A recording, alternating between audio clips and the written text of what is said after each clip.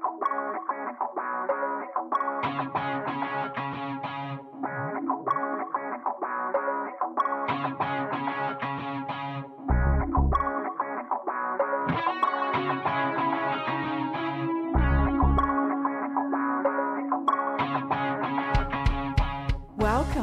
to Super Woo Radio, where we are awakening into being free and sovereign. It's a place where minds hurt and hearts sing as we break through the barriers that have been holding us back. So be prepared to have belief systems confronted as we take the journey of the truth seeker and explore the answers to life's biggest questions. Remember, truth is stranger than fiction. So come along for an awareness expanding experience with George and Jason.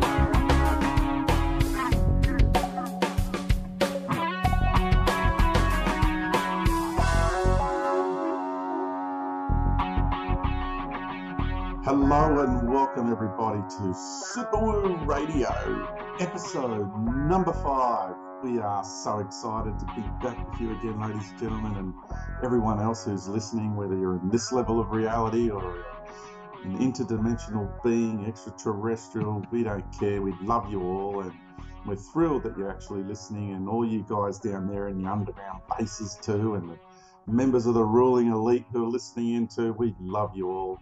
It's been a wonderful experience. Thank you for your service, but all those guys who are making it hard for us, you are now welcome to pack your things and leave. Isn't that right, Jason? It is indeed, and hello everyone. Good to see you all back again. Ratings are going extremely well. We're averaging just under 40,000 plays pretty much for every episode.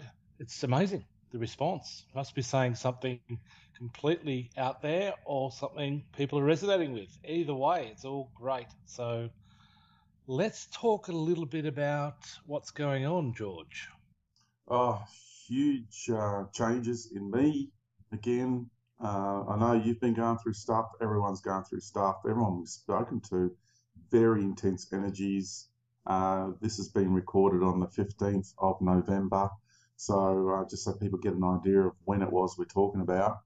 My goodness, the energies this week, I went through very serious 3 days of darkness myself, purged a lot of energies, and this is the best I've felt in a while. I can tell you, it's been tough going, hasn't it, Jake?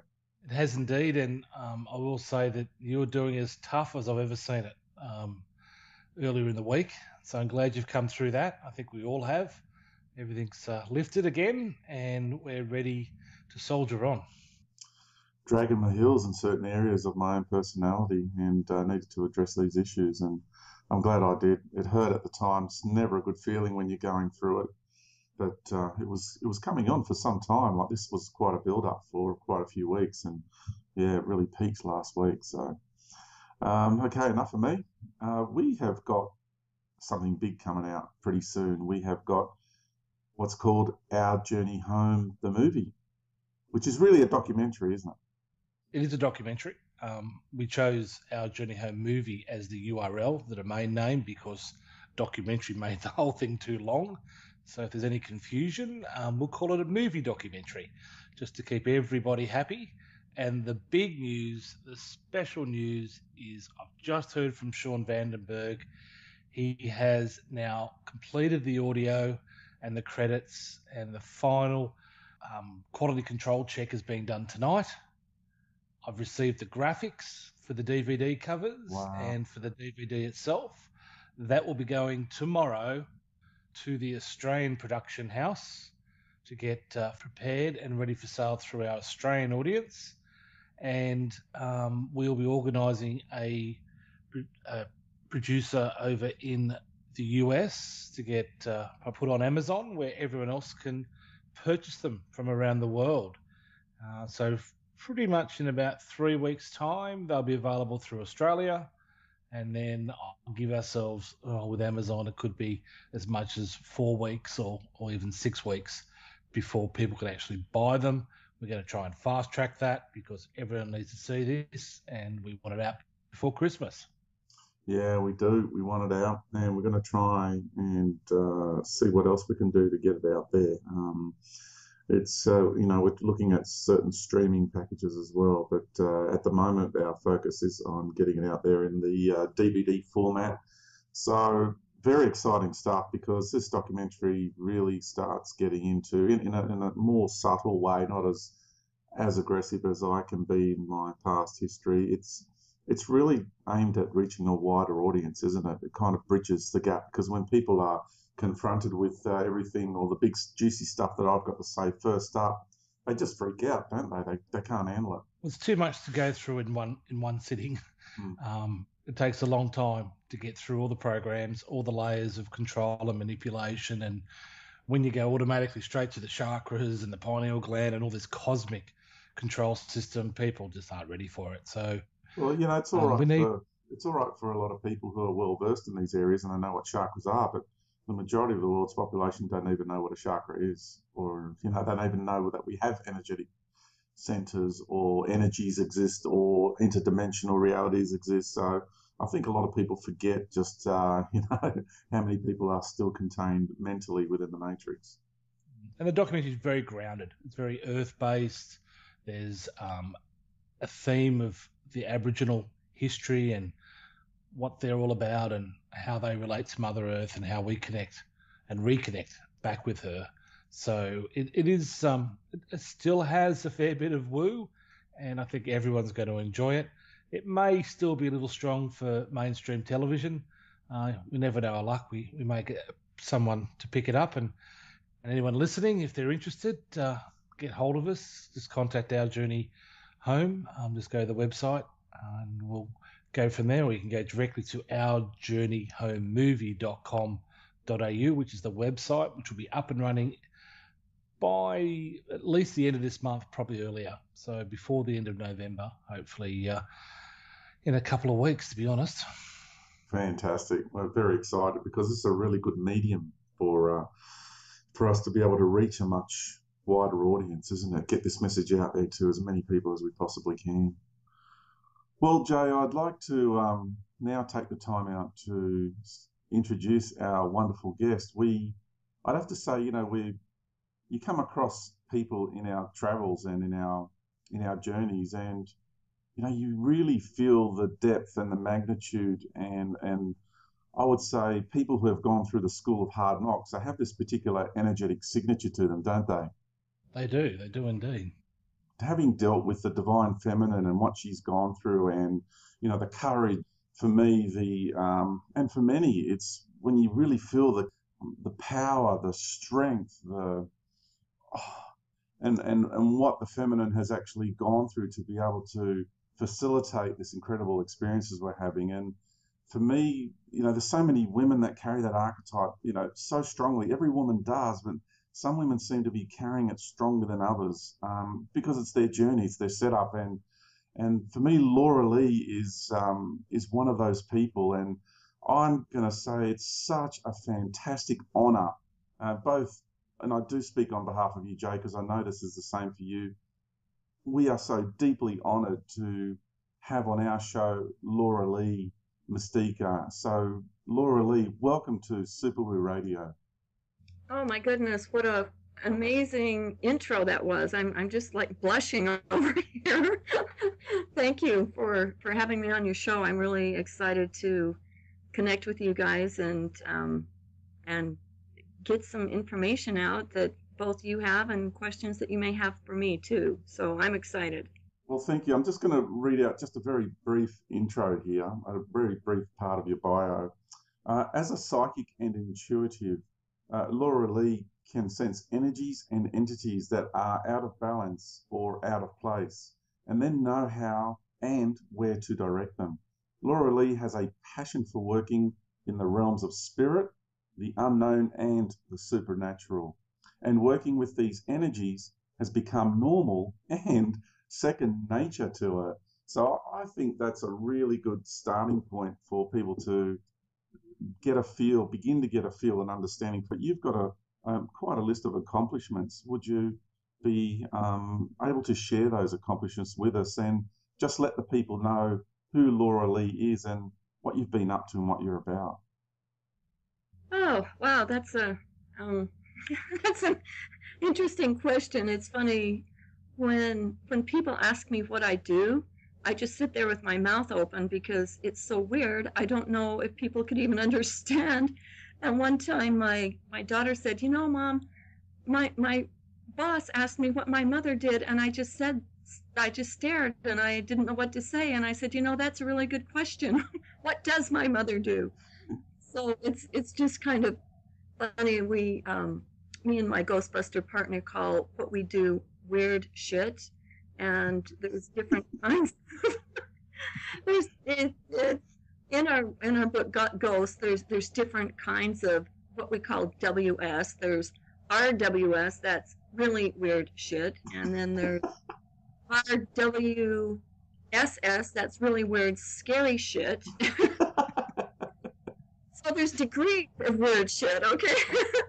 Well, you're in the right place here, because this is Super Woo Radio. We don't talk normal woo here, we talk super woo. So I am right at home. There's not many places.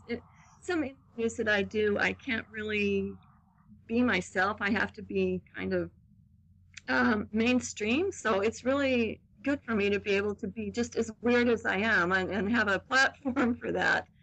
I've written 3 books. The first book I wrote is called Kryagenetics: The Simple Secrets of Human Alchemy, about how to change the body through alchemy. And that one has been sold out and waiting for a second printing. And I've got to get my behind in gear and update it so we can reprint that. My second book was Living in an Indigo House: The Heartaches and Victories of First Wave Indigos. And that is about the indigo adults who are on the planet today, taking all of the hits and the being in the forefront of change. And then my latest book is called Got Ghosts. And that is about our Ghostbuster stories, and it also has a do-it-yourself ghostbusting guide. So we don't really want to bust all the ghosts in the world because there's way too many of them for us to do. So we would much rather have people bust their own ghosts. So we wrote this book so people could kind of take things in their own hands and get savvy to what's going on psychically and spiritually. So that's kind of my accomplishments in the literary field. And then I have several websites. I have thefirstwaveindigos.com, which is a support system for first wave indigos. And on that website, it gives the profiles of what a first wave indigo is. And one of the profiles is kind of a joke. It's called "You Might Be an Indigo If," and it tells all of these funny things that first wave indigos talked about themselves. I was on a chat room one night. I used to have a chat room in my in the Knights of Mystic House website, and all these indigos were in there one night, and I said, you know, indigos are so strange. We could have kind of a spin-off of Jeff Foxworthy's "You Might Be a Redneck," and it just went hysterical after that. The things that came up on that were just really funny, and I've had more people write to me saying that they enjoyed that because they could really relate to that. So you'll just have to go into the firstwaveindigos.com website to find that out. And then my first website that I ever did is Mistycah, spelled MISTYC house.com. And that is where you'll find the Knights of Mystic House and the Knights Code and Mystic House of Healing, and it's just kind of got a variety of different types of things. And that's also where Ghostbuster Gals is a part of that site too. And recently I've just started a new project. It's brand new. There's hardly anything there, and it's called RWS Productions. so you can imagine all of the weird stuff we could put on the US productions. It was a really weird shit website. Really weird shit productions. That's what I'm going to be working on this winter is all sorts of weird shit to put on that website. So, yeah, you got to have fun in this business. If you don't, you're gonna go down with the destruction because. Oh, yeah, totally agree. I mean, we've had to really have a sense of humor about the work that we've been doing because it can really eat you up if you don't.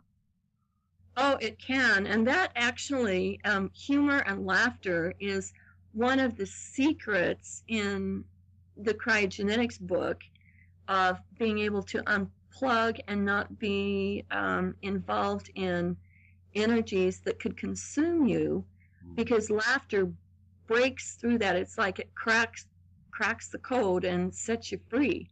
And so I think we should have, good belly laughs every day to keep us healthy and to keep us out of the clutches of the PTBs. So yeah, that's kind of good point. Yeah, Cynthia and I always make a point of laughing each day. We always laugh at something, and some days we're just laughing all the time. It's yeah, sense of humor is so important. I love that. I would like to ask you, Laura Lee, was there a trigger in your life that started you on this path of psychic abilities and healing arts, or were you always that way inclined from a child? I think I was always inclined this way, but being seeped in organized religion, it was really hard for me to express that. And it wasn't, I started getting into some of the fringe things in the 80s, the late 80s, with muscle response testing and kinesiology, and that was like really fringe at the time. And I started doing therapies like reflexology. I was trained in that, and back then that was very out there. And now it's really mainstream, and so is kinesiology. Everybody knows how to do that, but I was kind of in it when nobody was doing it, and had to really try to bring elements of credibility in these fringe, or what was deemed to be fringe sciences at the time. And so I guess that's kind of where I got my start. And then things started getting, I don't know if it was, yeah, it was way before I started doing ghost busting. I've been doing ghost busting for about 10 years now with my Ghostbuster partner, Ronnie Foster. And, but I was doing weird stuff way before then. I don't know, I guess my life after I left organized religion, I think that's when I really started being able to be free to be myself. And that's been, I think that was in like the early 90s. And so it hasn't been that long. Well, I guess it has. That's I think it's 5 years ago, and it's like yeah, my goodness. Doesn't time fly? Yeah, it does. So it just kind of built upon itself. And then in the last 8 to 10 years, when I started working with first wave indigos and trying to understand that whole dynamic and then offer support systems for that, which I feel is one of the main reasons I'm here on planet Earth, is to support and protect the first wave indigos. And so with that, you're getting into all sorts of fringe things, because it's not all about this planet. There's off-planet things. There's things that happen inside this holographic universe, things that happened outside, things that came into this universe that were never supposed to have been here from outside the universe to try to muck things up and put viruses in here. There's this story is on my First Wave Indigo website. It's called The History of the Hologram. And if you want to read some really weird stuff, go into that webpage, because it gets kind of out there. But there's so many people who read it and said, "Oh my gosh, this resonates so much. This is this is how I feel and this is how I've always felt, but I didn't know how to put it into words. Then, of course, there's people that think that I'm totally bonkers I can so relate to that, Laura Lee. So either people love you or they just think you're totally off the wall and need to be locked up. So,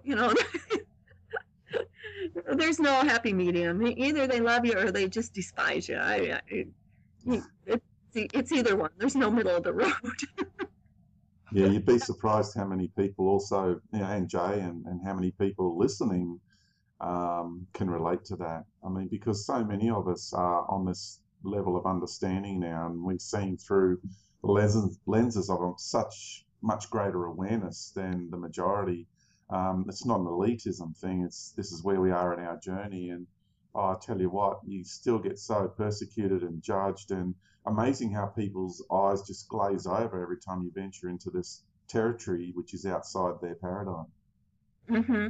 No, for sure. I can totally relate to that, and I really give my hats off to both of you, wonderful warrior men, for defending the feminine ray and standing up there and taking all the hits, because you do take hits. This planet has been so corrupted for so long that anybody that stands up for truth and justice just gets nailed. And I really salute you two for all of the amazing work that you're doing. Well, we live by what you've written and sent to me, and it's known as the Knight's Code. And I'm not going to read it out right now. I'm going to read it out at the end, because I think it's a fantastic way to finish off. And it's a message to all men. So hang in for that. We are going to read that out later on. It's of utmost importance for all men to remember this about themselves.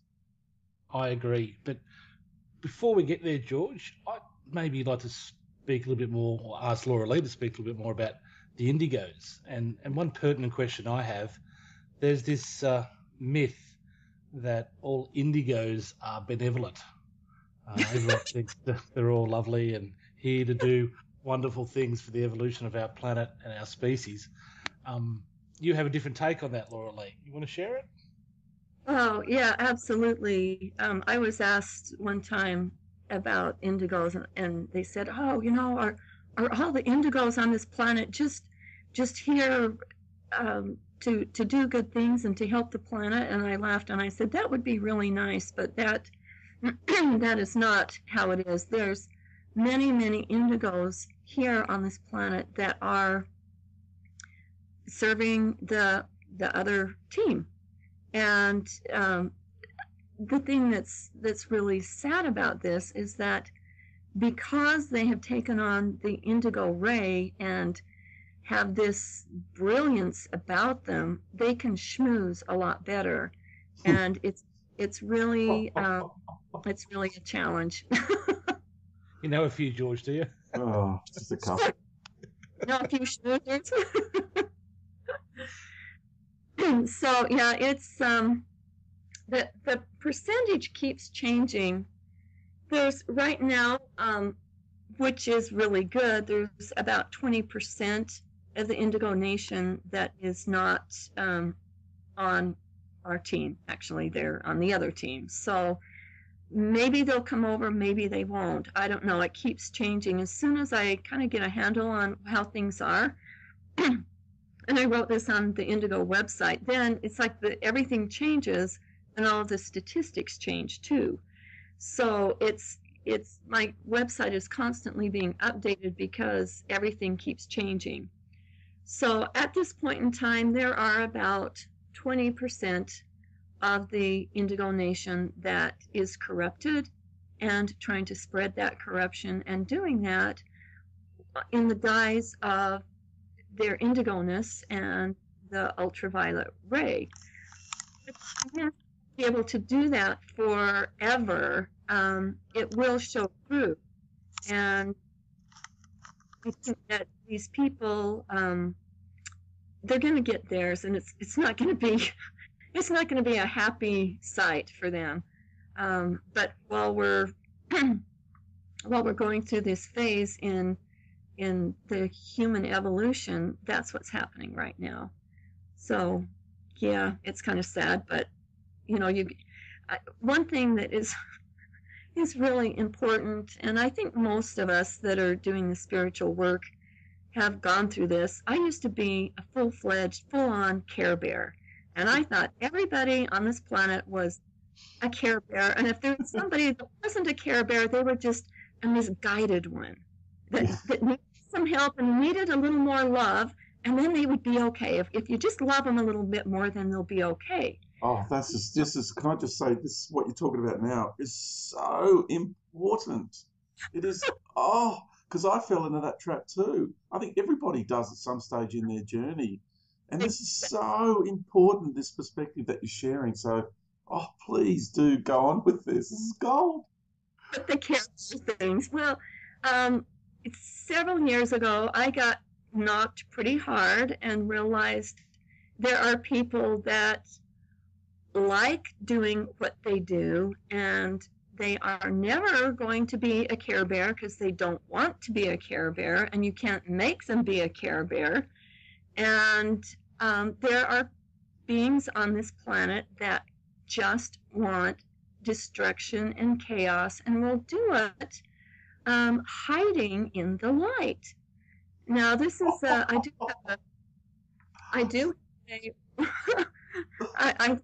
think it's funny. It is really funny because people don't believe that. They think, you just surround yourself with light and everything's going to be okay, and the light will overcome the dark. Well, what they don't know is that the dark can hide in the light and do it very well because nobody suspects them to be there. You don't expect an extremely dark entity to be in the light. Oh, Laura, I just want to give you the biggest hug right now. You have, because you've nailed it. I've been warning people about this for so long, and you've been working with this stuff for your lifetime and beyond. And what you're sharing with us now is one of the most critical and crucial pieces of perspective and understanding that everybody on this planet needs to have. I'm just so grateful for you sharing this perspective. It is the key element to seeing through this cosmic deception. Absolutely. After I kind of went through my Care Bear phase, I started getting what I call spiritual savvy, and started seeing through the lies and the deceptions, and was just appalled at how many people in the New Age community, it's not just the religions, it's the New Age community, that are just some of the most dark, foul, destructive beings in the universe.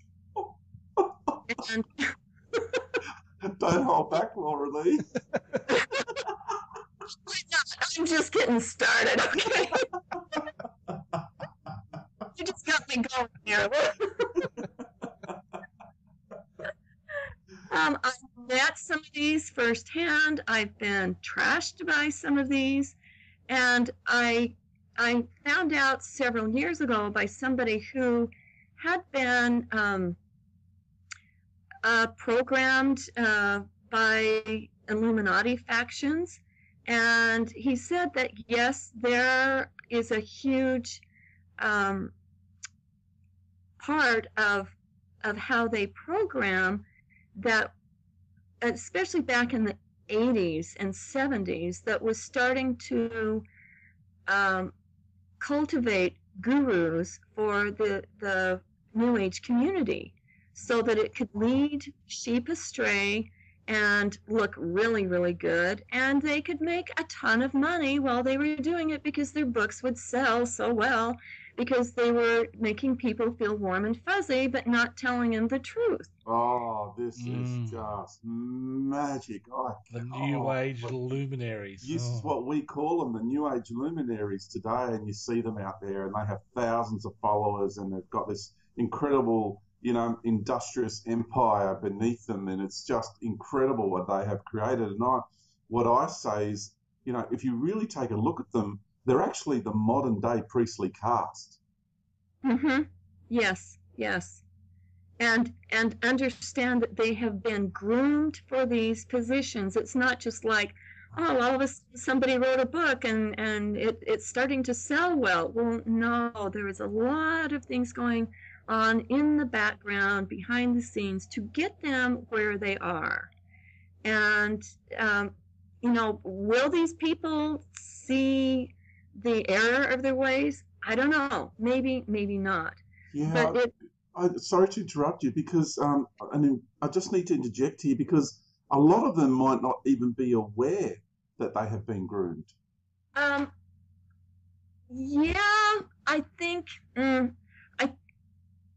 I think you're right. There may be some that aren't aware, but most of them are. They have some kind of memory of being in these groups where they were hand groomed, and there may be a few. You're right. I have to. I mean from the point of view is what they truly believe they're doing is the right thing. Or do you think... There are few, but I found more so that they know that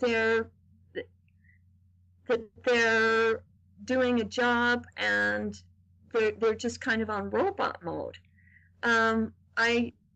I think that maybe some of these people may get a clue and start breaking through some of their programming, and that's what it is programming, and be able to clear themselves. But it's going to take a lot of work for some of these people, and they're going to have to want to, and a lot of them wouldn't want to because they may have to they're making a lot of money on their spiritualism, and who wants to give that up? And but it can happen. I'm always optimistic that people can break through this incredible programming and I guess my question, Laura Lee, is that do you feel that some of them are consciously aware that they are misleading people? That's the point I was getting at. Actually, I do. Wow. I do. Wow. I know some for a fact that know that, and it's almost like they split personalities. If you get them in their personality that is the sneaky, underhanded darkness in the light, they'll tell you, and not only will they tell you, they're proud of it. And it's pretty sickening. And I've had some run-ins with many of them, and they do not like me. So I have some friends in very low places, not friends, I have acquaintances. I know people in very low places, and they don't like me. Yeah. There's a few that are getting quite uncomfortable with me too, but that's okay. It's mostly because I'm exposing the chakra thing, which we will get into in great depth, mind you, everybody who's listening, but we're going to do that in the second part of the program. So hang on for that, because we are really going to delve deep into that subject matter, because we have somebody with us who really has been working in this area for a very long time and really knows her stuff. So yeah, I'll just hand it over to Jason now, because I know he's got a couple of questions, Laura Lee, that he would like to address with you. Oh. Are you there? Mention the word chakra and look what happens. Are you there? I'm here. All right. Wow. Are you there? Yes, whatever you do, don't talk about chakras or we'll get... All right, for the listeners, we just got cut off. We're recording again, so we did get taken out. Yeah. Don't mention chakras or getting rid of them, and then that's a bad thing. That's oh, right on cue. Oh my goodness, I think this went down then. So, okay. George, just to follow on from the conversation we're having about the New Age luminaries, I did get some time to spend considerable time with two of the stars of the movie The Secret. One of the biggest stars I've got a lot of time to spend with. And I'm going to say, from my observations, and I've been in his house, met his wife, the whole thing, and he was robotic. He would get trigger words from the audience or during his presentations, and he would just go off in a great spiel. And I've seen it with a couple of speakers that I was involved in through Enlightened Events, and they're very robotic. And when I've been with them one-on-one, both with them, and one who's not in the secret, they don't go into they're proud to be taking advantage of the situation they find themselves in and being groomed and the great detail Laura Lee just shared, but they hint of it. And I'm sure I wouldn't be one they'd want to talk like that with anyway. But I'm just going to confirm that my experience with some of these New Age luminaries has been exactly how Laura Lee has described it. So I just want to confirm that. Oh, well, thank you, Jason. And it's interesting that you talk about trigger words that just make them go off into this beautiful, eloquent speech, and that they are robotic, because they are. That's the only way you can describe it is robotic and bionic. And I appreciate your insight on that, because that's exactly what I have found with the ones that I have been connected to. Yeah, they're very much wordsmiths, aren't they? Yeah, absolutely.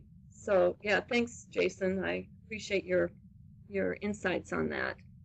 No, that's fine. Something not as out there as some of the subjects we're going to talk about later. You wrote a great article on the power of gold. It's on your website, and this is a subject I know a fair bit about.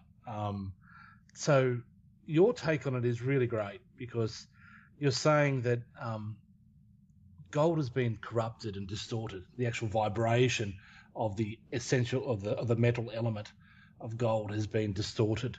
Can you talk more about that? Oh, okay. That is something that was really dear to my heart a few years ago when we put that web page up. The group of indigos that I was working with, we were always out there hunting down things that were corrupted to cleanse and try to get back and into the flow again. And we realized that gold was extremely corrupted, and the spirit of gold was just barely hanging on and did not like all the corruption around it. And it took us a long time to try to filter that out and get the actual entity, the spirit of gold, cleaned up and strengthened and back in the game again. And I know that sounds really crazy to a lot of people, but everything, as far as I'm concerned, has a spiritual aspect about it. It's kind of like the American philosophies that, every tree, every mountain, every flower, everything has a spirit. And the element of gold absolutely has a spirit, and it had been totally taken over. We have to keep going back and cleaning it up, because the powers that be keep trying to take it over again. So it's kind of a ongoing thing, but it's in a lot better shape than it used to be. And since we did that work, it's finding itself in a lot more benevolent hands than it used to. I think we did that, I'm thinking it was 2 or 3 years ago that we did that work and put that web page up. And I personally know a lot more people that actually have gold now that didn't have any at the time. So I feel like the work that we did really transformed the energy so it could attract itself to benevolent people. And that's what was happening, is through magic, elements like gold were kind of being tyrannized and owned, and could only go to what I call ass souls, could only be souls. And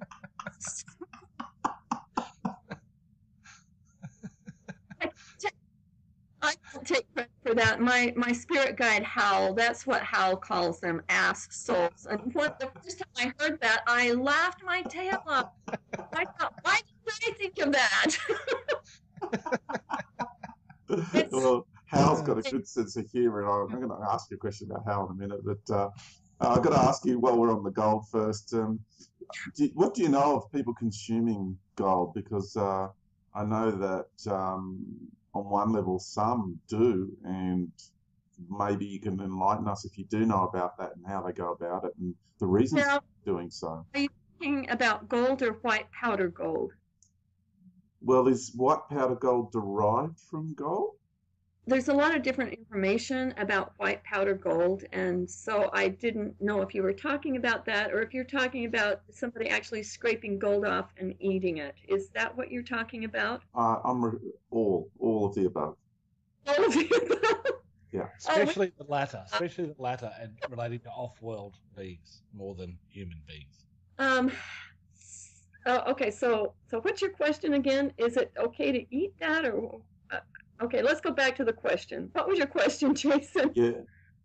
Well, it's actually George's question, and the subject he talks about with me privately a little bit, and I think he's asking if you experience the same thing. But there's a lot of talk about all this missing gold. It's all buried in the Philippines, and you shouldn't buy it because there's so much out there, and one day they're going to release it, which I think is complete hogwash. It's actually being used to bring the price down artificially. And George was telling me about his understanding and experience of some beings using gold, the physical gold, as a form of, I'm not sure if it's a drug or nutrition or what aspect, but they were consuming it or injecting it somehow to give them some power or some high. I'm not sure exactly. George might elaborate a little bit more. It's more along the lines of consuming the gold as a physical fractal of the sun's energy, so they can, connect with fractalization of universal power. So they can find a way to connect with a more intense version of universal energy. Okay, this is just my opinion on this. Sure. I think that that it can be used for noble and benevolent purposes if you understand and work with the spirit of gold. If you don't, you're falling into a trap, and you could go down a really dark path. Even though the spirit of gold that we did find in a spirit trap, and set it free, and it had to go to debriefing and it had to go out for rest and relaxation before it could come back and get back on the job, so to speak. And so it's still, with all of the weirdness that's going on, there's still some corruption that could get through there, but it's a lot more solid than it used to be a few years ago. And I would just say to anybody, before you do that, if you feel like you want to align yourself with the element of gold and with the spirit of gold, you've got to be really in your integrity and in your honor. Otherwise, you could get sucked into a really dark place. Yeah, I got to agree with you there, and wholeheartedly agree. And my question was not with the intention of suggesting or insinuating for people to take that path. My recommendation is we don't consume any substances, and we do it through our organic heart, soul, essence, and that's the way we connect to the universe. So what I was alluding to is there's extraterrestrial races here that are looking for, who haven't the capacity to, I would say, incarnate into human form and go through the arduous process that we're going through as way showers. But they're looking for more of a shortcut, so like the easy way out by consuming the gold. And it's like consuming a substance to achieve spiritual enlightenment. Basically, that's where I'm coming from, and that's the reasons for the so much gold being hidden from the public arena.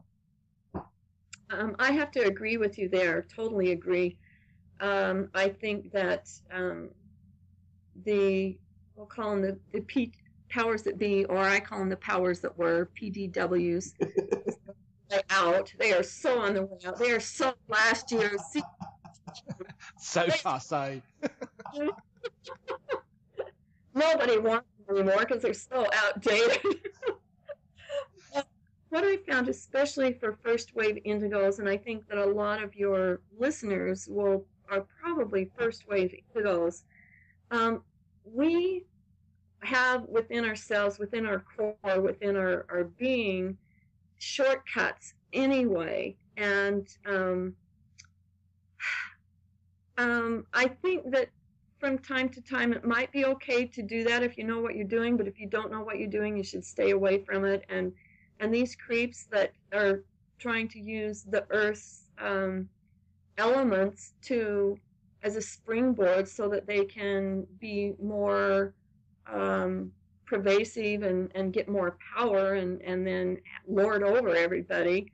That's really sickening to me, but I think they've got another thing coming, because I really feel like the Earth and the Earth spirits and nature spirits, they're ready to do some smackdowns.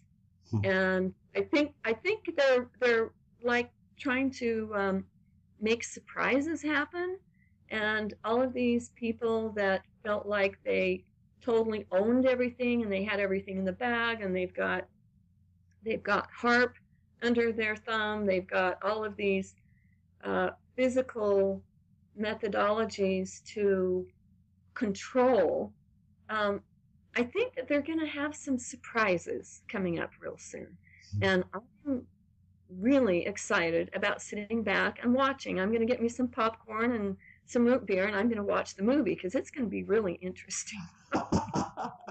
Good on you, Laura Lee. Yeah, that's what I tell people. Make sure you have a good stash of popcorn, because when the show starts happening in the public arena, it's going to be the best show in the universe, and we got front row seats. Yeah, I totally agree on that one. Yeah, while we're on the subject of substances and minerals and what have you, can you share with us what Amorite is and why you choose to use it? And what, should I say, work with it, have a relationship, a working relationship with it? Oh, thanks for bringing that up. This rock is absolutely out of this world, and I mean seriously, it's out of this world. It's not from this world. In fact, it's not even from this universe. It was snuck in, and it is it's got when we had it assayed, it has every element in it that's on the planet, and then some. There was some things that they didn't even know what it was, and it's very interdimensional. When people think of all the things that gold can do, well, this rock can do it too. And the rock does have gold in it. It's got all the noble metals in it. But this rock is like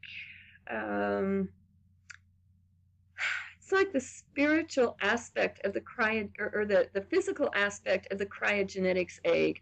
I don't know if you've seen that on my website, but that is the very high-tech entity, so to speak, and it is a protective protocol. We use that to quarantine ghosts that are unruly until we can figure out what to do with them. We can quarantine them in a cryogenetics egg, and they can't get out. And sometimes it really ticks them off. So the egg is something that we use to clear our bodies, to get us back in our core star. We put it around us. You have the DNA helix going down the core of your body with the star at the top and the diamond at the bottom. You take a few breaths, and then you tell it to turn on. And when it does, you can feel the garbage and the electromagnetic debris get sucked out of your body from the very core. It hits the shell, and it's instantly neutralized. Well, what the rock does too, when you use this rock, it's got a ground that's not on this world. And when you use this, it will also help to ground and neutralize things. If you put it by a crystal, you can give it the instructions, can you please clean my crystal for me, and come back a few hours later and it's clear. That's just one of the many things this rock does. I quit using crystals after I got this because this is so user friendly. You don't ever have to clean it, because when you're using it, and if you set it back down again, it just goes absolutely neutral and is waiting for its next task to do. Now, I've set up grids around my house and in my house, and the instructions are on the website to put one on all four corners of your house and then one in the center. And when you put that center stone in, before you set it, you give it an intention that you want your house to be a place of refuge, a place of humor, a place of awakening, a place of love and camaraderie, and then you place it in the center of the house. And when you do, you can feel the grid boot up, and you can feel just this incredible, out of this world strength and security. Now, if you set up a grid and something crappy gets in, it's because the grid let it in because you need to learn something. But it will absolutely take all of the riffraff and neutralizes it so it can't get in. Now, one thing that's interesting is that we have had grids set up in cities all over the world. We've been doing this for several years now, and there's quite an impressive list on my website about where these grids are. Well, we have got 2 of the 3 major power places on this planet, and I'm not talking about places like Sedona. I'm talking places like the Vatican has been done. Right after that, just 2 years ago, we were able to get the City of London, and and Stonehenge has been done. The third one is in the works now, and that is in Washington, D.C.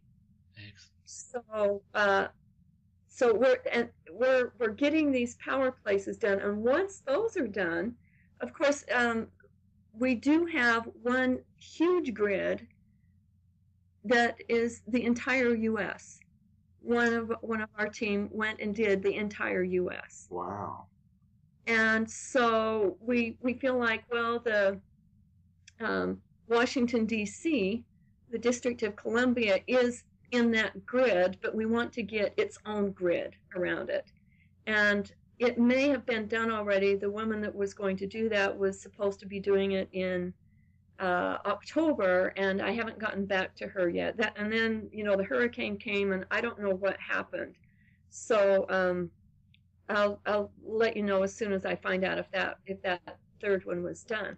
But after we did the grid in the Vatican, guess what started happening after that?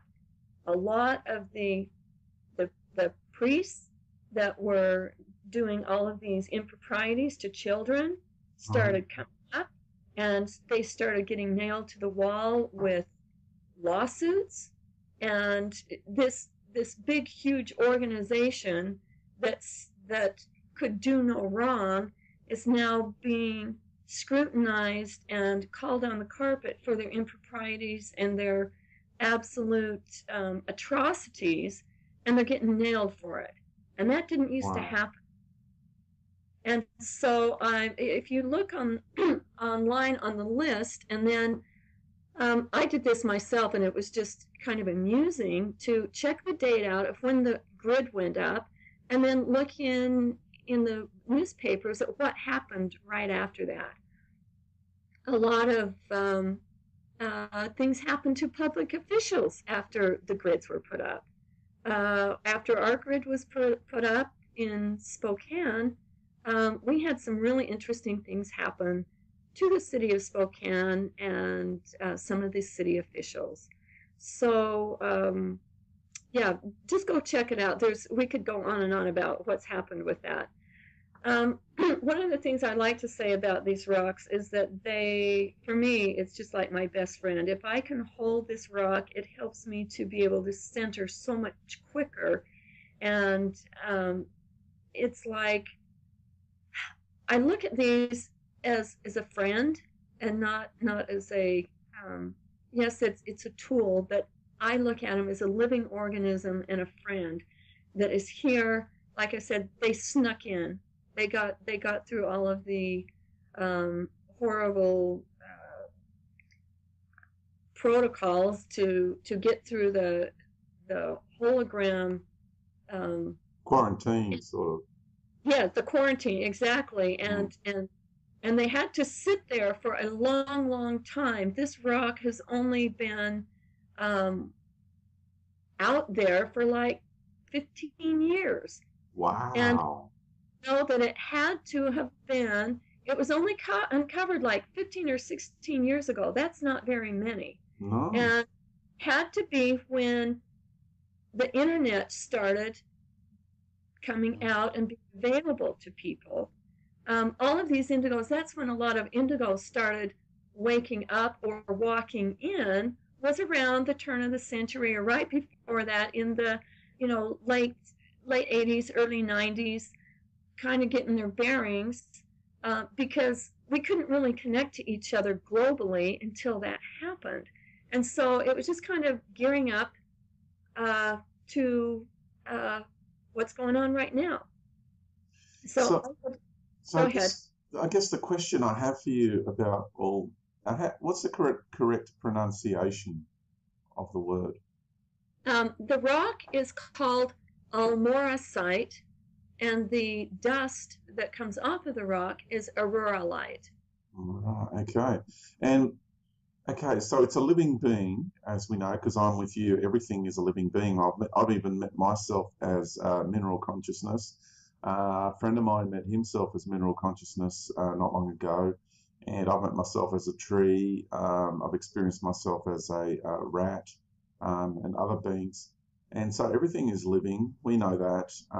For people that don't understand that yet, that's it's expanding our awareness into more of the conscious life force of everything around us, and recognizing, acknowledging who these all of these consciousness and all these beings are around us that make up this reality and every reality in the universe.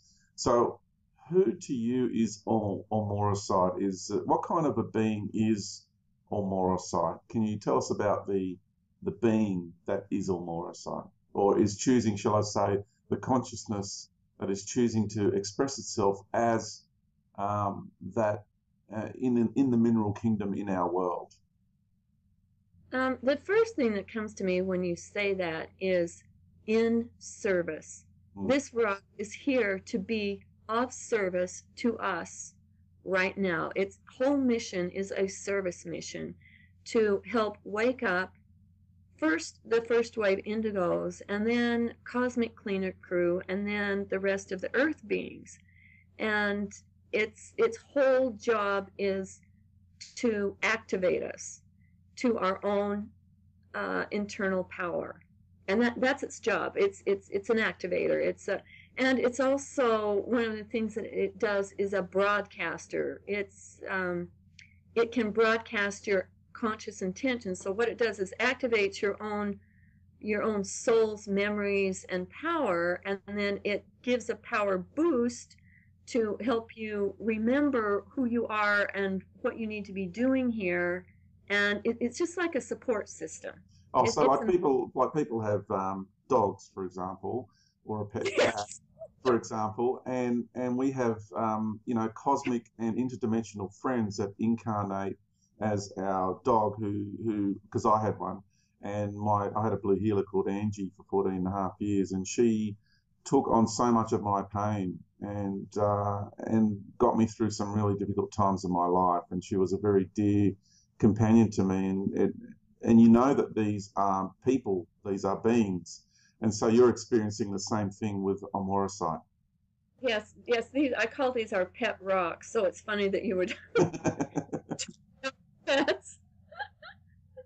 Yeah, and this, us talking on this level, Laura Lee, is really helping people to understand consciousness and understand life in this universe, because when we can see everything as a living being, your whole dynamic and your awareness and your perception changes of life, doesn't it?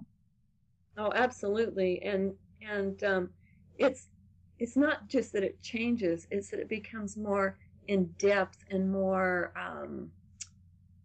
honest and more authentic, because until you understand how the aliveness and the consciousness of everything, you are limiting yourself to so much of what's going on. You're limiting yourself to like 90% of what's really going on.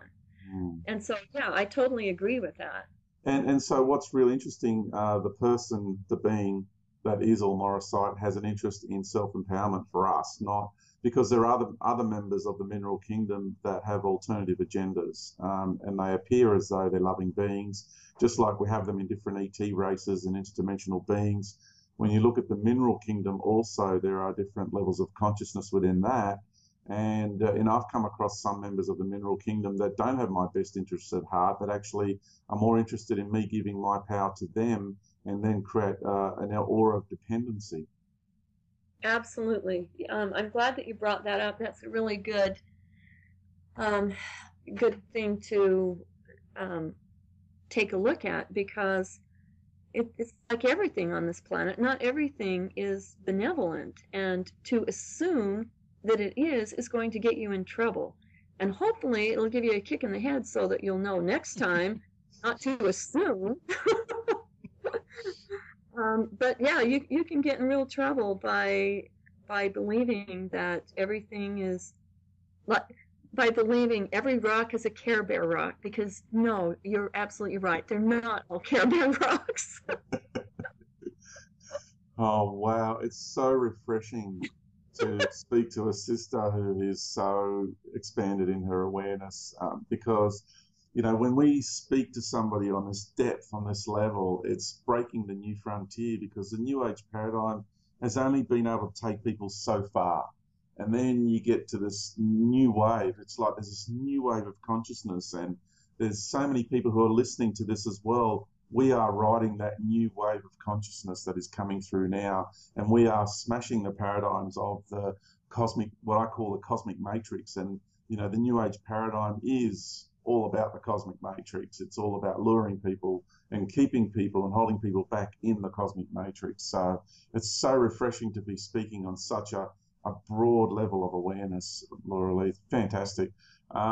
Jay, I know you have another question for her, but I'm going to change the subject a little bit, because, we're breaking paradigms here. And I have a really deep question for you, because I know this is going to affect a lot of women out there, a lot of women out there.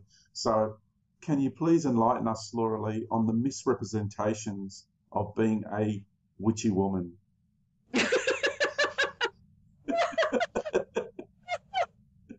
Oh, that was when you started introducing that. I thought, what is he going to ask? That was the last thing I thought you would say. Oh yes, it's interesting. I actually use that handle to enlighten people, because some people, it shocks them and they're scared, and then I get a chance to explain what Wicca is about, and what a witch really is, and what a witch was, and how the church had totally bastardized all of the spiritual elements of Wicca and these earth-based philosophies, and it's just appalling. I think more as we go along, and especially in the age of the internet, more people are aware of this than ever before. But back a few years ago, when I started doing this, there were still a lot of people that thought that if you were a witch or a Wiccan, that you worshiped the devil. And I have to explain to them, real witches and Wiccans don't even believe in a devil. That's something that the Christians made up. And so therefore we would not be worshiping somebody we don't believe in. And that shocks a lot of people, but it makes sense, because it's, they start looking at the logic of it, and it's like, oh, okay, yeah, I guess that would make a lot of sense. And since I've come out with Witchy Woman and had that persona, I'm kind of moving more. I was trying to explain what I was to myself, just to understand where I'm going, and I'm kind of morphing into a sorceress. Now that brings up a whole nother can of worms. Oh my gosh, because no sorceress could ever be anything but evil, right? Just like druids are evil, right? Right. Well, when you think about it. And shaman are evil, right? Yes, but sorceress really conjures up these horrible, nasty images. And so I did that too, to break paradigms, so people could not have these stigmas on words and different groups of people that they know nothing about. And so, it's funny. I met this guy, and he was asking me about myself, and he scratched his head, and he says, so let me see. So what you're saying is that you're a witch and a sorceress, and that's the conservative part of you? And I laughed, and I said, you are so right.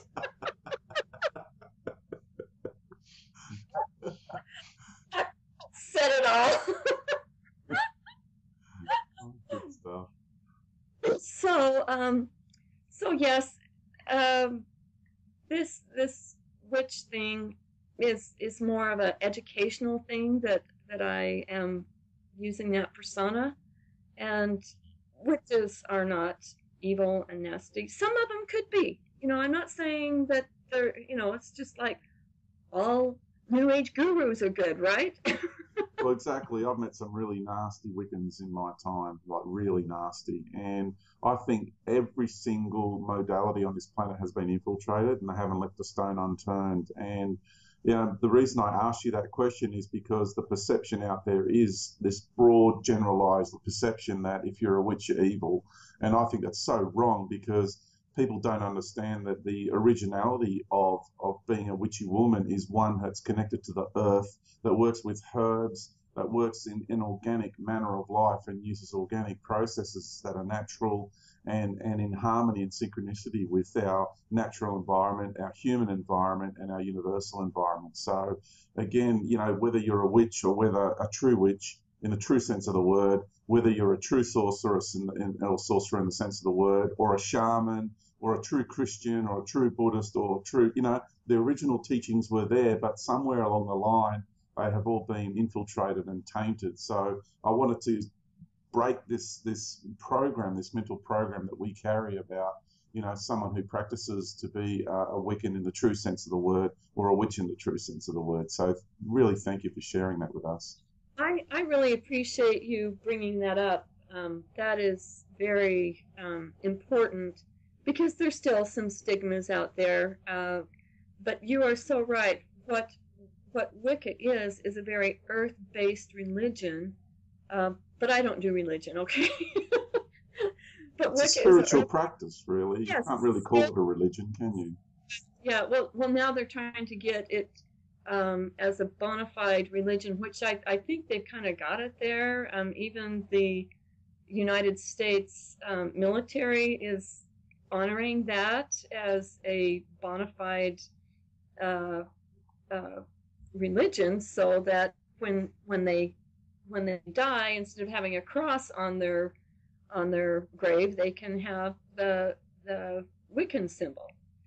So we are coming a long, long way, but there's still a lot of stigmas, and like you said, George, everything has been infiltrated. That's what we need to understand, is everything has been infiltrated. And what First Wave Indigos are here to do is to expose that infiltration and then break through all those paradigms, expose it, and change it. They're here to change the system and to bust the system. And I think hats off to all of you indigos out there, because we are doing a kick behind job right now. It's like we're out of control for the powers that be, or the powers that were, and it's getting more so. And I know that they're scared. It's like being a surfer, you know. I've done some surfing and body surfing in my time, and I can say you wait there and you know when your wave is coming. There's a energetic signature about it. The water talks to you, Mother Earth talks to you, the atmosphere, the air talks to you, and this is your wave. And you start paddling, because if you try and catch a wave that's not yours, you're not going to get on it, or if you do, you crash and fall. So, and we've done that before. I've caught waves before that weren't meant to be my wave. I thought they were, from a egotistical and mental paradigm and even cosmic matrix point of view, my cosmic ego point of view. So now this new wave that's coming through, it's really deep, it's rising, you know, it's coming from the depths within each and every one of us, and we can feel it around us. We can sense the change that's coming.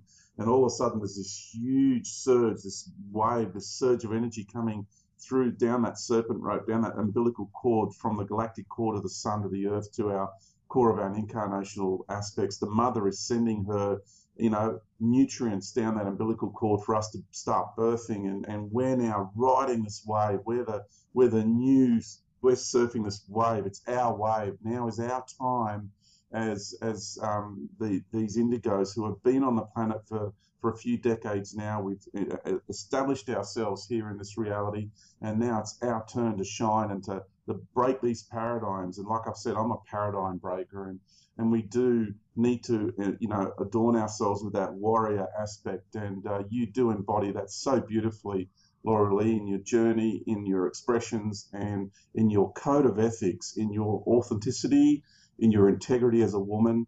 And I really want to acknowledge that, because, you know, we're going to head off to a break now, and I really love for you to share with us, you know, the information of what people can do to get in contact with you who would like to explore what Laura Lee Mistycah is all about, and get in touch with you. So can you share with us those details, please? Okay. Yes, my probably one of the best email addresses would be Nights at Mystic House. That's KNIGHTS at Mystic House, spelled MISTYC house.com. Or if, for those who feel like they're first wave indigos, you can get me at indigos@mystichouse.com. And the websites are firstwaveindigos.com and Mystic House, MISTYC house.com. And then there's the ghostbustergals.com.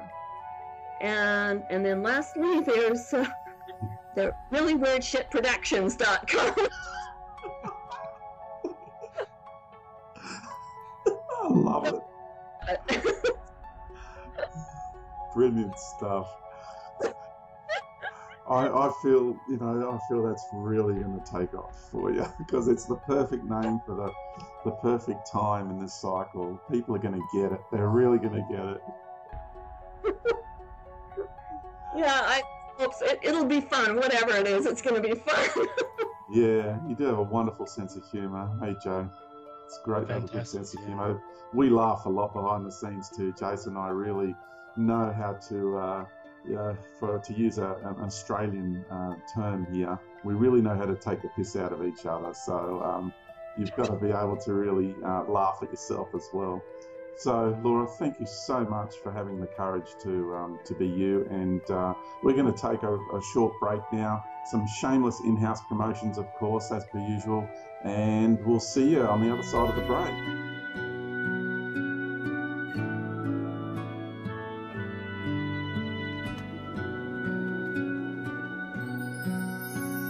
Long ago, the forests were so gold, the north wind slowly turned to snow.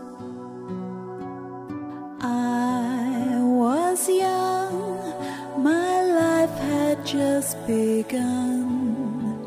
time had almost surely gone.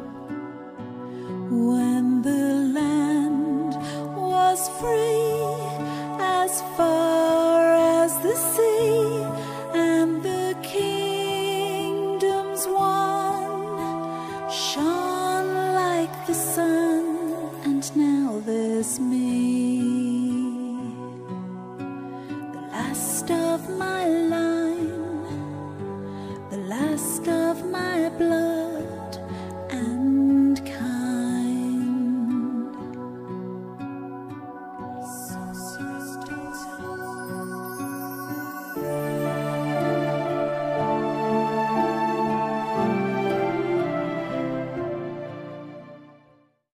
Our next episode of Superwoo Radio is a very special episode indeed. We are proud to present to you a panel discussion by 5 wise women sharing their knowledge and wisdom of the ages. So stay tuned.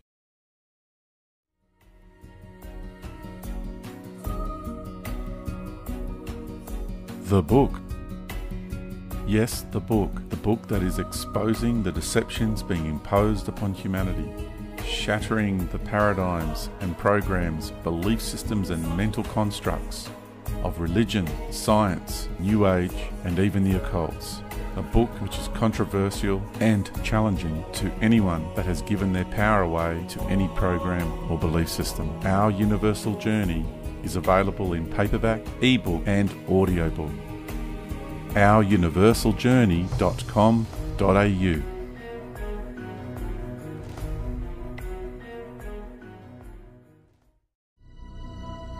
Ever wondered what's really happening on planet Earth? Who are we? Where did we come from? And are we alone in the universe? Imagine if all we were told was a lie. I know about the illusion, I know about the lies being imposed on the human race. I know about it, and I'm here to expose them, and I will. Throughout history, we have been in contact with extraterrestrial races. The crop circles are attracted to the ancient sites, and wherever you get an ancient site, you tend to get a lot of crop circles. The light that descends from the sky affects each individual plant, makes it lay over, and it does it in 3 milliseconds. Mother Earth is a living being.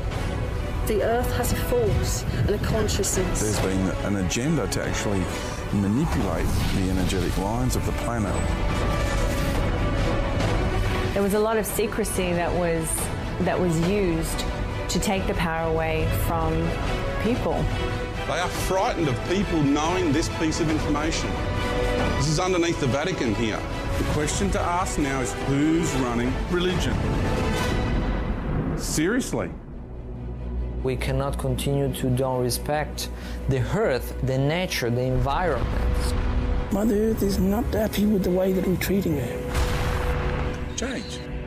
We all have to change. It's time to change for the better.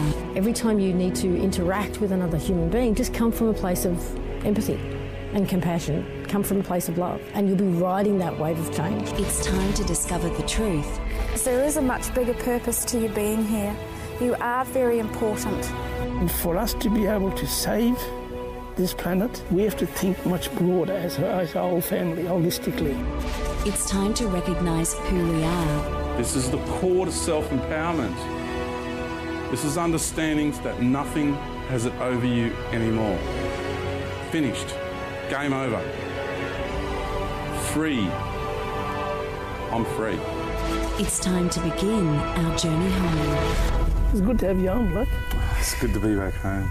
Yeah, it's real good. Our journey home, the documentary, coming soon.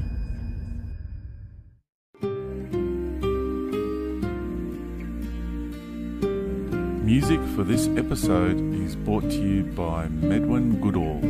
The album is called The Sorcerer's Daughter and can be found on medwingoodall.net.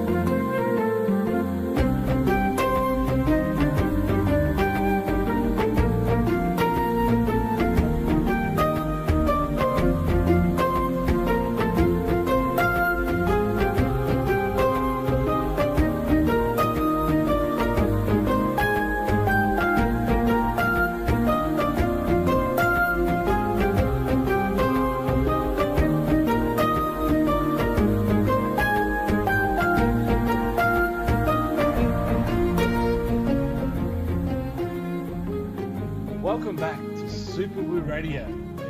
We're here with Laura Lee Mistycah, a very special guest from over in the States. Now, Laura Lee, I must say, when I was reading your material, it is pretty out there and it's not for the average person, but for those truth seekers who really want to take the red pill and go deep, deep, deep down the rabbit hole, we've got a lady here who is, dare I say, Buffy the Vampire Slayer meets Xena the Warrior Princess. It's incredible. It's incredible the work you do with interdimensional stuff. I think it's time to go there. I think it's really time to dig right into the what do you call it? The Cosmic Cleanup Crew. I think it's just a classic name. I think this is fantastic. So, just kick us off. Let's talk about the difference between a walk-in and a shove-in. I think a lot of people understand what a walk-in is, but the word shove-in is a new concept for many. Can you share the difference? Sure. Shove-in is actually a term that I coined to help take some of the fear and terror that the churches have put in when they talk about a possession. And it's literally somebody or some being shoving into another person, and which is way different than a walk-in, because a walk-in, there's a mutual agreement. If someone walks into another body, it's because they're done with it. They don't mind. If they're done with it, it would just die anyway. So they head out, and the new being walks in. And it's all prearranged. It's very, very well orchestrated, and it's great.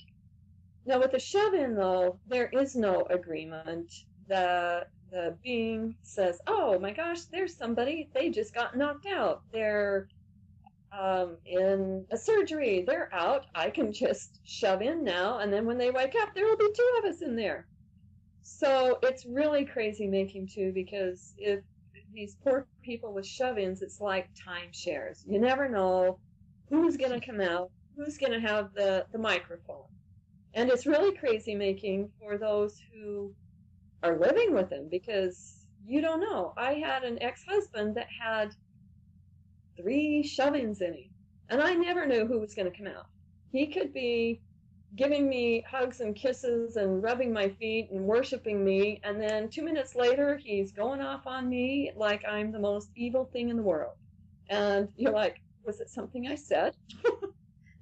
Yeah, wow, that's a really difficult, and it's so brilliant that you being able to identify it in that way and use the labels like that, because we've done holographic kinetics, and it talks about when these shove-ins, and we call them entities, they do take advantage of situations, don't they? So there's a lot of people that do have other interpretations, or shall I use labels, labels, for exactly the same thing. So this is a common theme.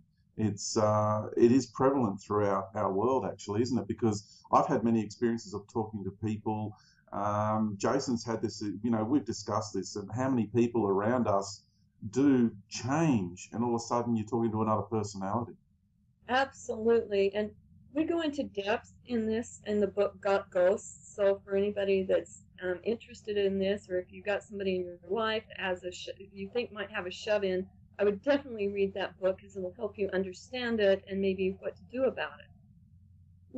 With shove-ins, like you said, there's a total different personality change, and I feel like a lot of people that have multiple personality disorder that have been labeled as that is actually there's multiple beings in there. There's multiple people disorder is what it should be. Yeah, I totally agree with that. And if that was acknowledged as that, there is so many methods we can use to actually remedy that situation, to remove those shove-ins, to remove those entities out of these people's systems so they can just go back to being themselves. Exactly. And one of the classic challenges after a shove-in has been removed is that the quietness. all of a sudden now the person is just there by themselves with nobody telling them what to do or trying to take over, and it's a real kind of culture shock after. So we have to help our clients that we take these entities out of, kind of help them along after that and re-stabilize in getting their life back and taking their body back over again, because it's a real shocker. So yeah, and they're all over the place. Shove-ins happen so much all the time. Anytime somebody gets a knock to the head and they're out cold for a while, or they're skunk drunk and they're out, or they're having an operation, hospitals are a classic place to get shove-ins. And it's a big problem here. It's a huge problem. And if anybody is going to go have an operation, I would really suggest making sure that they put up enough protective protocols that these creepazoids can't get through. And one of them would be to put a cryogenetics egg around you before you go under. I would put layers. I'd put probably about 1,000 layers. And I would not go under any kind of anesthesia without having my aurora light pendant on. And if they tell you you can't have it on, say, then put it in your hair. Take some of the dust out and put it in your hair. Yeah. Do anything about that. So yeah, I agree with you. It's a huge problem, and it's not just going to go away. There has to be people that know how to handle these shove-ins, and then know where to put them, because they're not all the shove-ins aren't just ghosts. We have a lot of ET shove-ins that we found, and we found weird, like electronic shove-ins and things that you don't even have a name for, things that you have to find for. You go, what's this? There's so many times I've been working with Ronnie, and she says, "That's weird shit. That's your specialty. Figure it out." And yeah, there's stuff that I'm going, man, I never even conceived that could even be here, and it's here. And so yeah, and there's always something new. Always. Just when you think you have a handle on what's going on, something new happens. So it's fun in the mystery. Yeah, that's what my higher self has been saying to me. My greater being has been saying to me, George, because there's a lot of times when I thought I knew, as all of us go through that phase. And yeah, my greater being said, George, because I was feeling quite ashamed of some of the things I'd shared with the greater community. I went through that period of shame and humility, and I still do at times. And my greater being says, George, there's fun in the mystery. And of course, your earthly personality and your ego doesn't want the mystery. It wants to know and be in control. And yeah, it's funny. Well, it's nice to have some information and education. But with that, part of that education is knowing you never know what else is going to come up, especially in the fields of weird shit like we're in. You never know. And it's so that's what makes it such an adventure. Yeah. An adventure it is. The Cosmic Cleanup Crew, Laura Lee.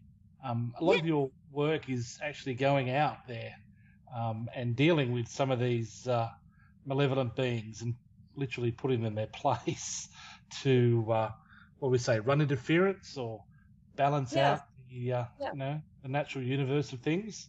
Can you go through some of that with us? Yes.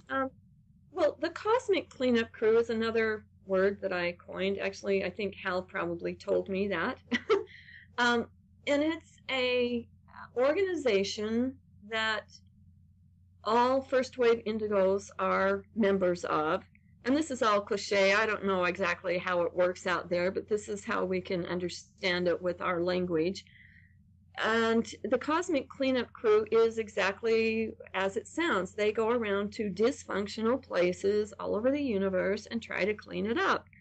And indigos have been to many different, we'll call them academies, and have got their indigo aura, the color in their aura, and are more capable of dealing with some of the really dark things than the regular Cosmic Cleanup Crew members.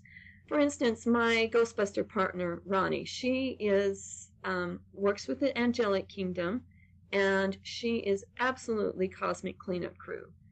Now, there's things that get into the weird shit and really weird shit and really weird scary shit categories that she knows that she hasn't got the tools to handle, and she doesn't want to handle it because it's too out there, and so she hands those off to me.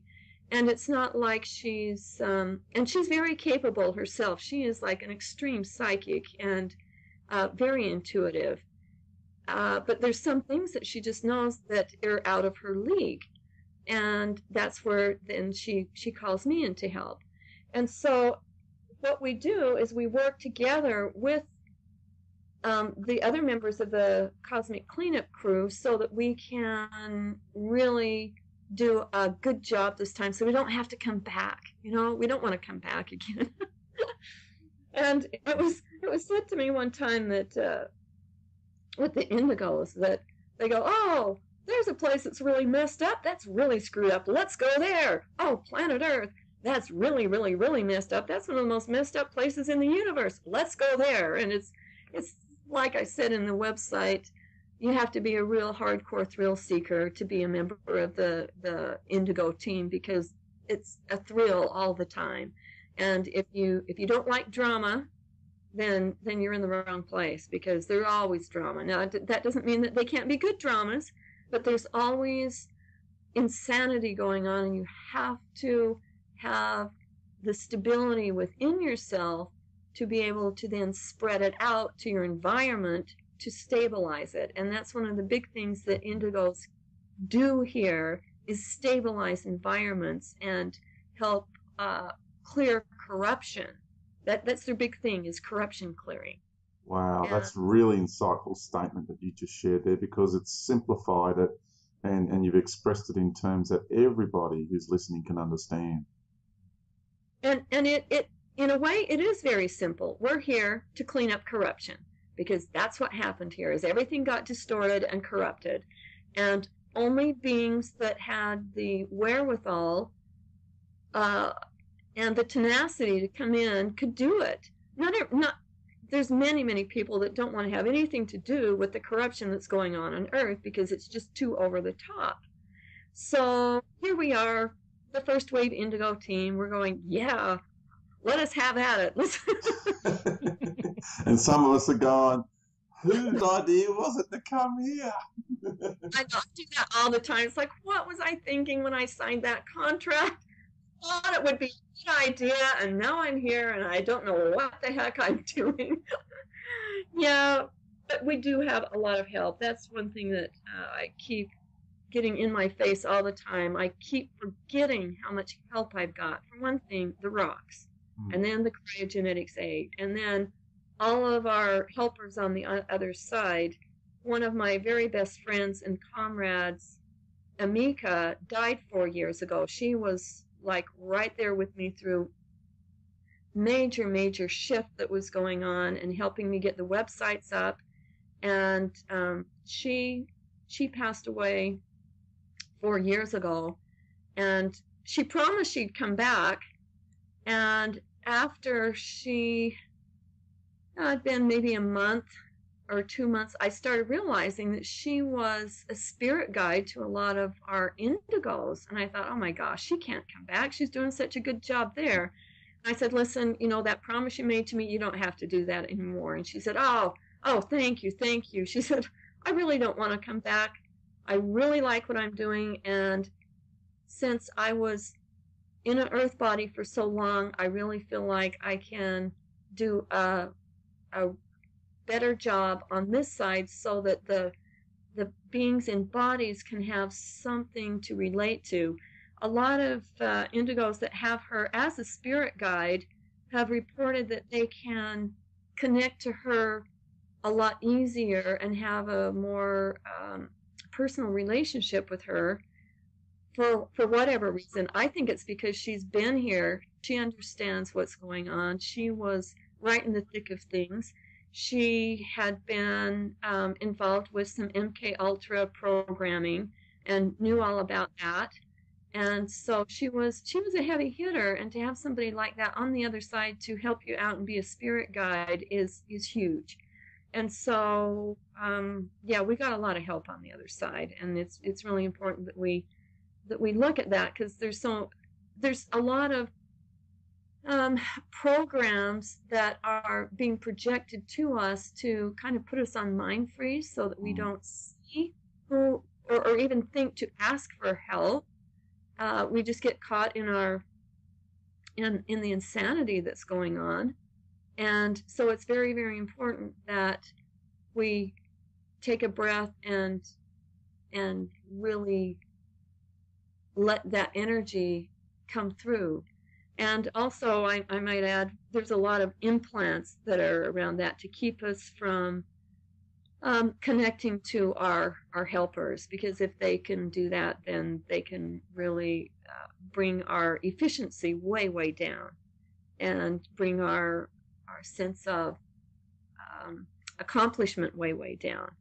So it's kind of a racket. Yeah. I've been on the receiving end of those programs and those implants throughout my life, so I really do have a deep understanding of what it is you're talking about. And even after this interview, I think it'd be great for you and I to explore those areas further as well. Just now, I so dearly want to take this into the realm of chakras. Before we go there, George, I've got one question. Yeah. Just one question. Sure. When the crew is out around the cosmos chasing down these malevolent beings, have you tracked down who's at the top of the tree? Yes. For many years, Amika and I, when we would find something that was corrupted, we would go to the top of the food chain and take that out first. And that is absolutely the way we do it. Maybe other people don't do it that way, but we found that once you do that, then it's much easier to take the little guy out, because they don't have anybody giving them orders anymore. And I did want to intercede something here, and that's that when we were talking about implants, the Amorite is one of the best, fastest, easiest ways I've ever used to help take out implants. And the protocols are on my website. That was another strange anomaly we just had. I'm recording again now, so just letting the people know we had another very strange occurrence happen with our internet connections. Okay. Oh, the game continues. It's fantastic. Yeah, you were talking about aurora light. Yes.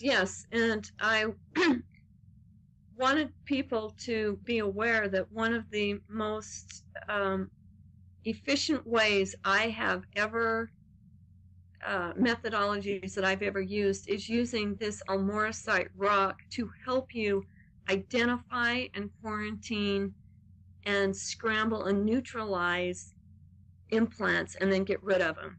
And it does it instantly. It is, it's amazing. Wow. And I also want to mention, I was just talking to the rock a while ago, because I know that the rock has saved my life several times.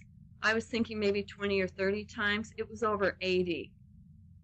So, wow. Yeah, no, why I love this rock so much. It's my best friend here. Can we go back to the top of the tree? When you actually identify these beings, I'm quite interested to know. I actually know the answer, but I'm trying to lead it in so the audience can identify who's the top dog in the malevolent tree.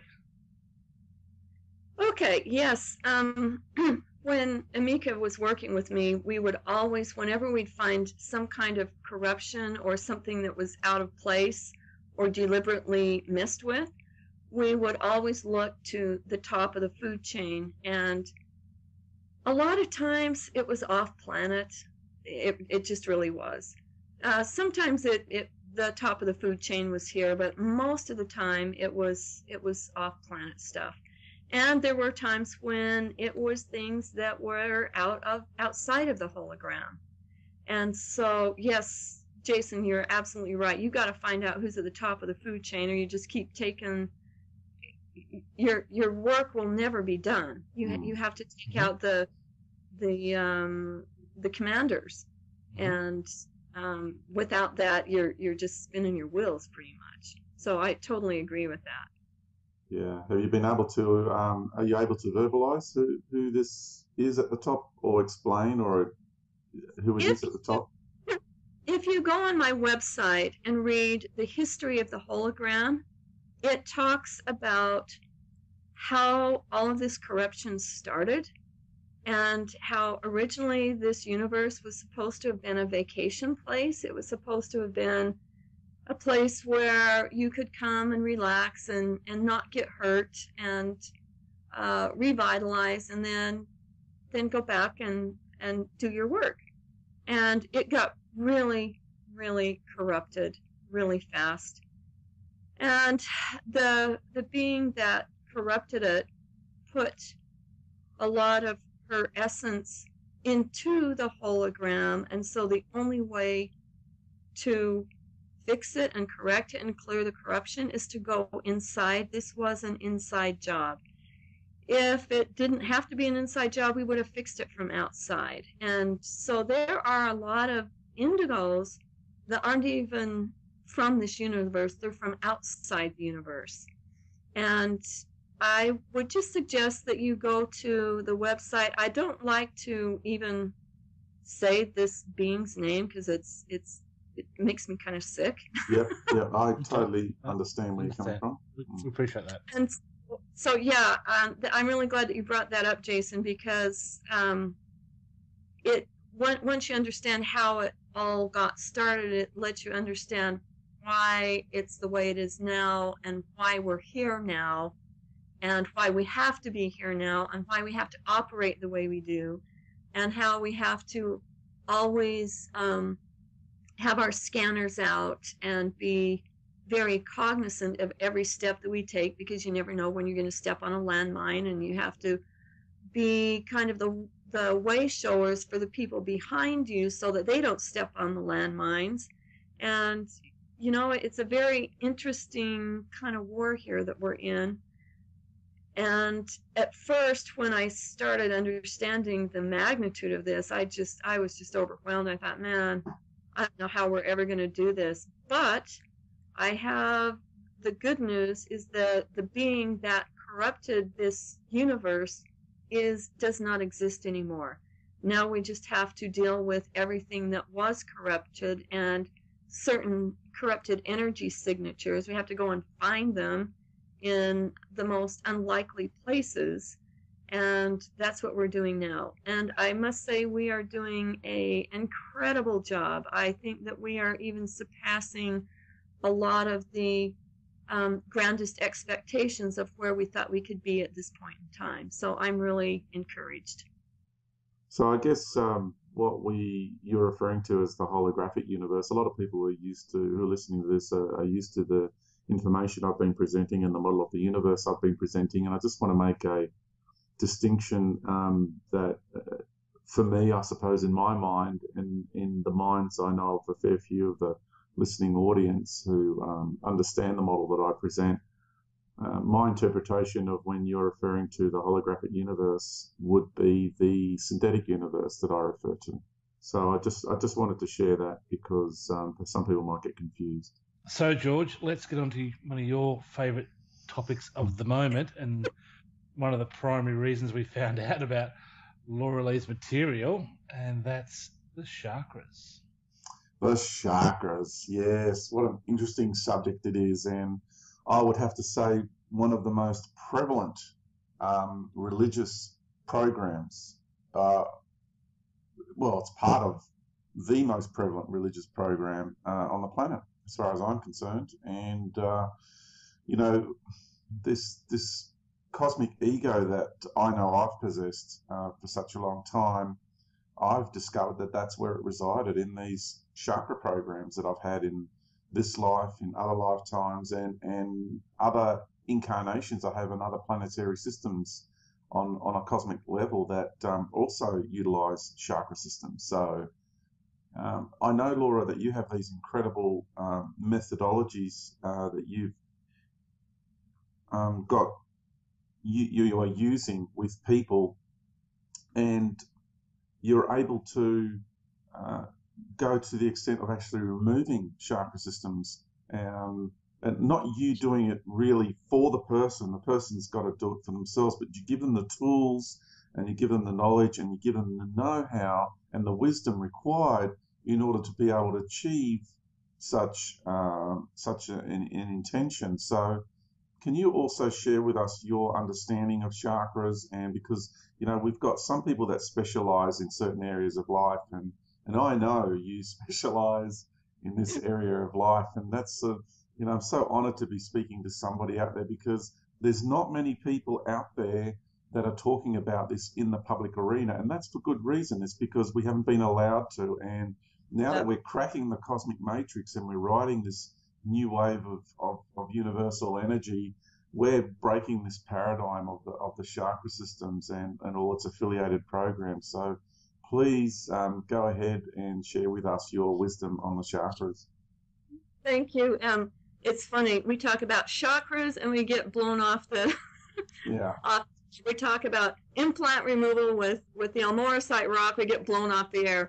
Boy, does that tell us something. Okay, we are on something here tonight. The chakras, I had never, I would go to meditations and they'd say, okay, now bring the light down through your crown and down through your body and down into the earth and ground in there and grow roots. And that never worked for me. It was just like trying to push a square peg in a round hole. It just wasn't there. Was not going there. And so I just thought, oh, you know, I'm just not very good at it or whatever. And then a few years ago, we were having a night's training, and there was a indigo that had written to me and said that she was having some real problems with her third eye, and it was hurting, and that she was under severe psychic attack. So I brought that question to the group of knights that were having this training and said, okay, so let's, you know, put on your psychic antennas. Let's see if we can help this woman out. Well, one of the knights there said, oh, third eyes, I hate my third eye. I just want to get rid of it. It's just, it just bugs me. I don't like it. And I thought, whoa, that's certainly a interesting reaction to chakras. Yeah. Well, because of that, I think we should sit down and look at chakras. Let's look at, you know, let's just look at them and see what's going on with chakras. Well, the information that came out was shocking to me. I had no idea, as we each went into meditation and came out with different pieces of this puzzle, that chakras are absolutely not there for your benefit. They are a imposed system to help compartmentalize your energies so that outside sources can vampirize you and steal your energy and control you. Oh. Golly, where do I sign up? Where do you sign up? Let's go do that. And we found this out. We were just, I was like, whoa.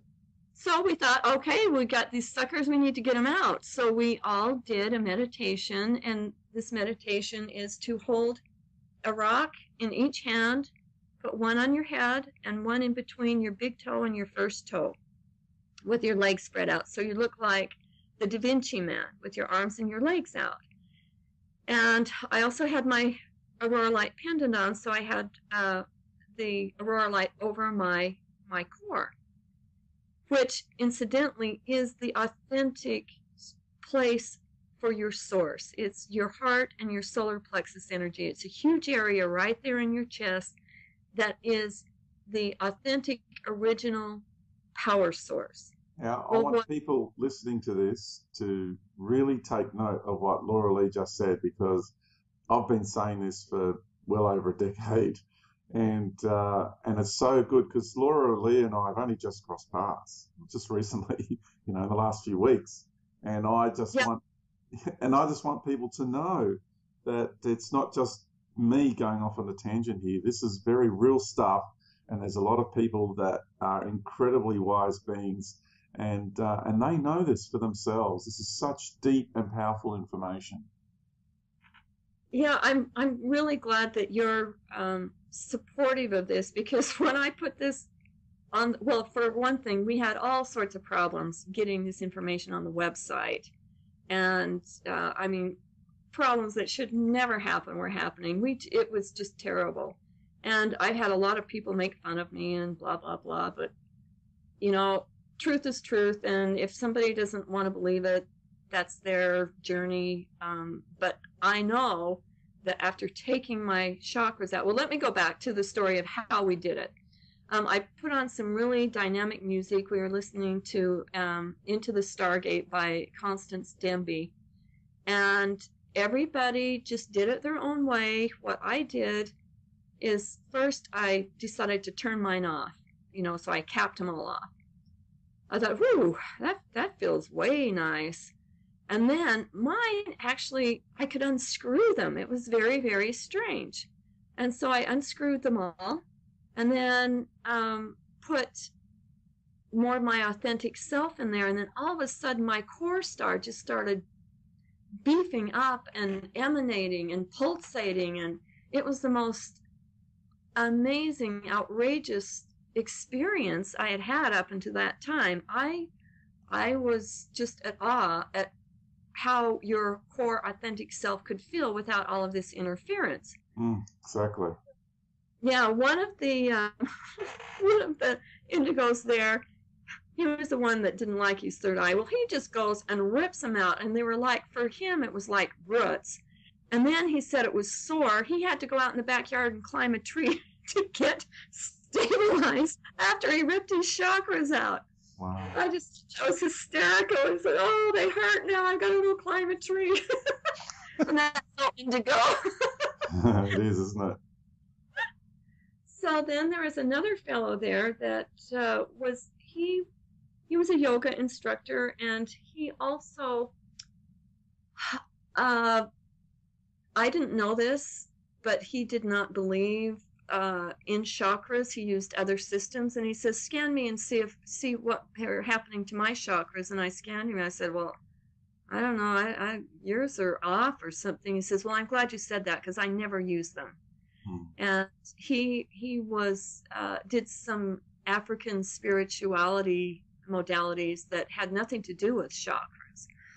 So there was a lot of enlightenment that happened during that time, and we got more information. I wanted to have more people take their chakras out and then tell what it was like before and after, before I ever put it on the website, because this is new stuff. We didn't know if you'd die. I mean, that's kind of what they make you think from the information you read. If you don't have chakras, don't they? They actually say that if you don't have chakras, then you're going to be dead, because you can't live without them. They become your identity, I suppose, as a human, and it's a lie. It's a belief system. It's a lie.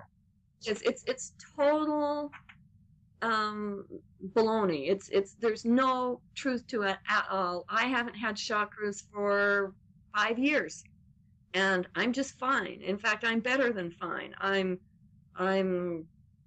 the best I've ever been, and I don't think I could do what I've done in the last 5 years if I didn't get rid of my chakras and just operate from that core star, unobstructed by these imposed systems that feed into you what you're supposed to think, what you're supposed to feel, and keep you in this total subservience position.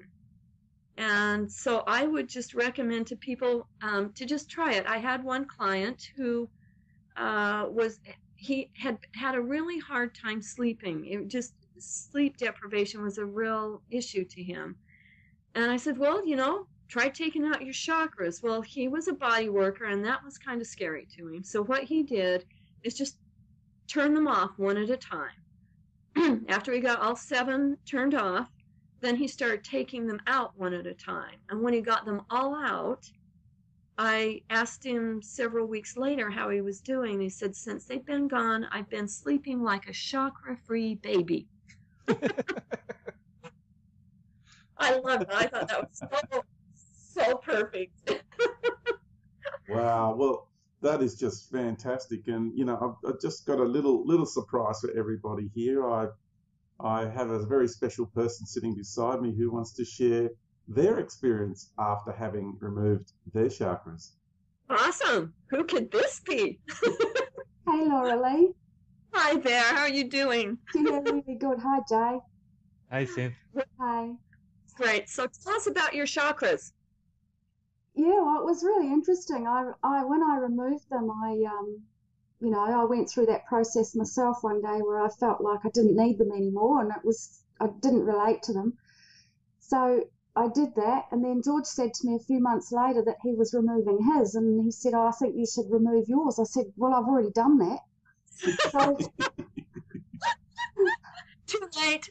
Yeah, I said, I already did that. He said, when did you do that? I said, oh, quite a few months ago, actually.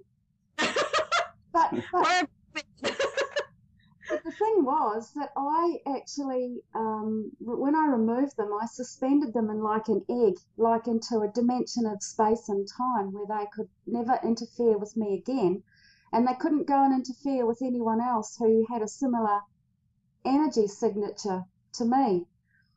But it sort of didn't feel right. It felt like I'd only done part of the process. And it was like, you know, when you've got a monkey on your back and you want, you know, it's like that feeling. You've got to deal with it. You've got to deal with it. And anyway, one day I brought them back.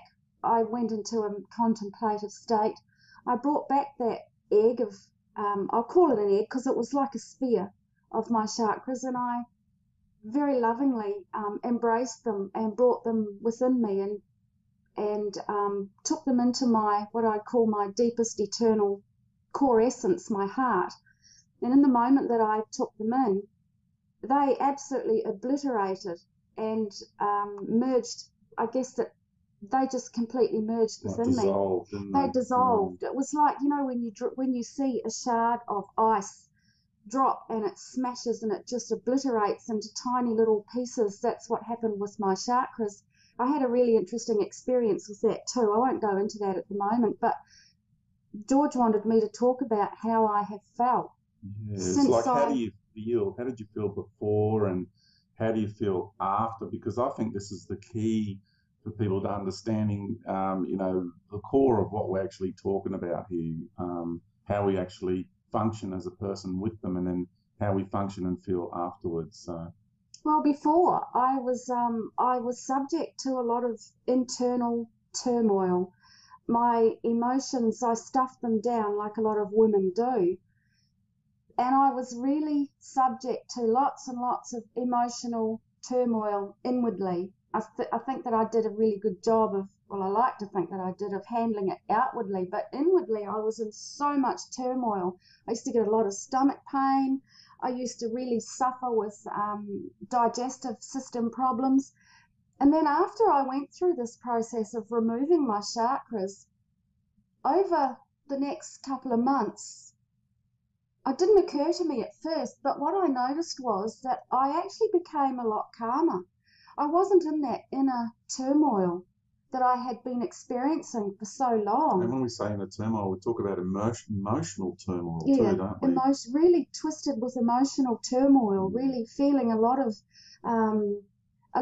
emotions at times that were really off the scale. And I used to sometimes watch what was happening with me and think, this doesn't belong to me. Like, I've got no reason for this to be happening, but it's there. And at the time I thought, well, it must be mine, but it doesn't feel like mine, but it must be mine. You know, I was like that. So what I've noticed since removing the chakras is I don't have that anymore. I have none of that.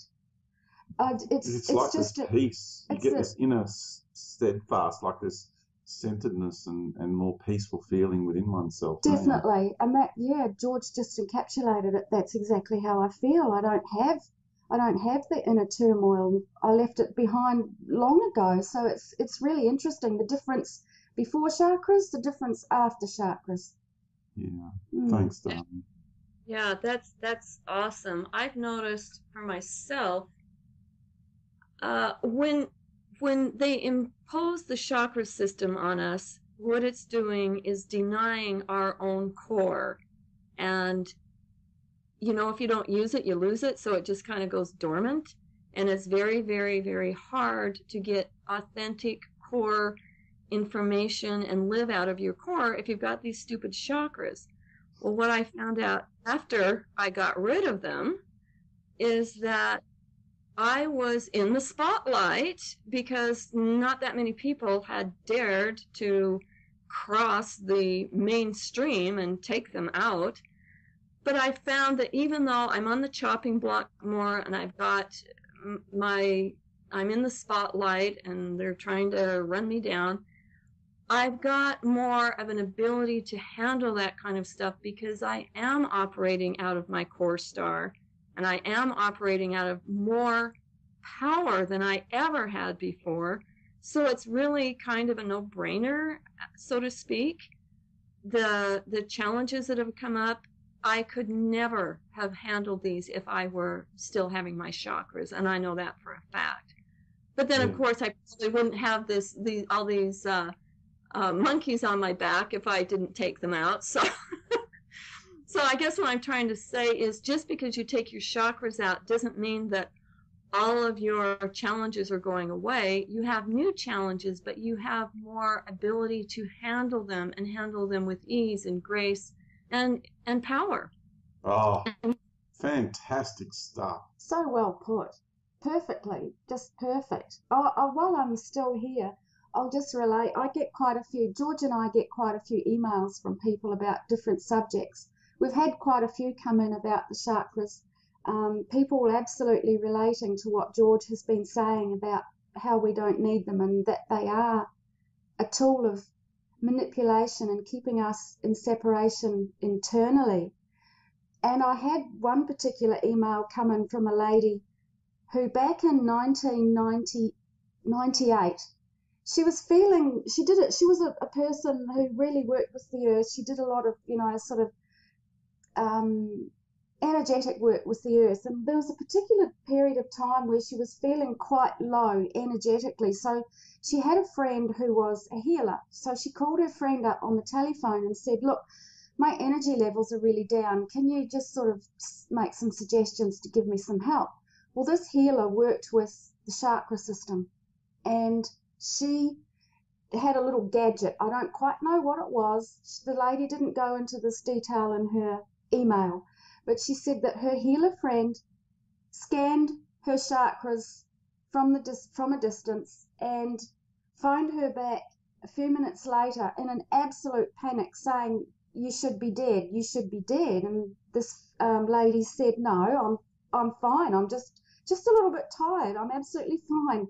So this healer lady was so concerned that she came over to this other lady's home immediately with this little gadget that she used to measure the chakras.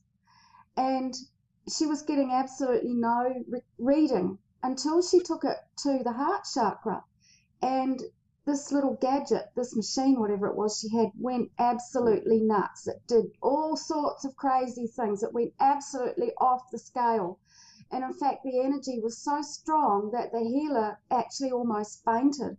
Now, when she pulled herself together, this lady, the other lady who was a bit tired, sort of realized what was happening and shut down her heart a little bit to withdraw the energy because it was affecting the healer so badly. But it wasn't the heart chakra, it was actually her core heart center. Her core heart center. And when the healer kind of collected herself, she said to this lady, you should be dead. Your chakras are not working. I don't understand why you're not dead, but I'm not going to tell anyone. I promise I won't tell anyone. So isn't that interesting? Tell everyone. Well, that's fascinating. Thank you for sharing that, because that reaffirms to me exactly what we have been getting over here too. Is that I had a fellow that was also a body worker, and he was talking to Ronnie, and she said, "Well, Laura Lee took her chakras out." He says, "No, she couldn't. She'd be dead." He said, "Well," she says, "yeah, she's got them out, and she's just fine." And he said, "Well, I'm gonna look at her the next time I see her, because I'll know, because I can see chakras." And so I'm not dead. I've got to go back to that guy, because I don't think I've seen him since I took mine out. I've got to go, "Hey, see, I'm still alive. Look at me." So I will let you know what he sees when I go see him the next time. It's been several years, but I will follow up on that. Because that's yeah. Thanks, darling. Yeah, appreciate that. Yeah, it was just a really good little bit of input there, because we do get emails, and Cynthia does communicate with a lot of people, and that was just one example. And it's important for people to know that we do exist, bigger, stronger, happier, more powerful, more magnificent than ever, beyond the need for any chakra system. Absolutely, and extremely more capable. And I feel like I'm a lot more psychic than I used to be.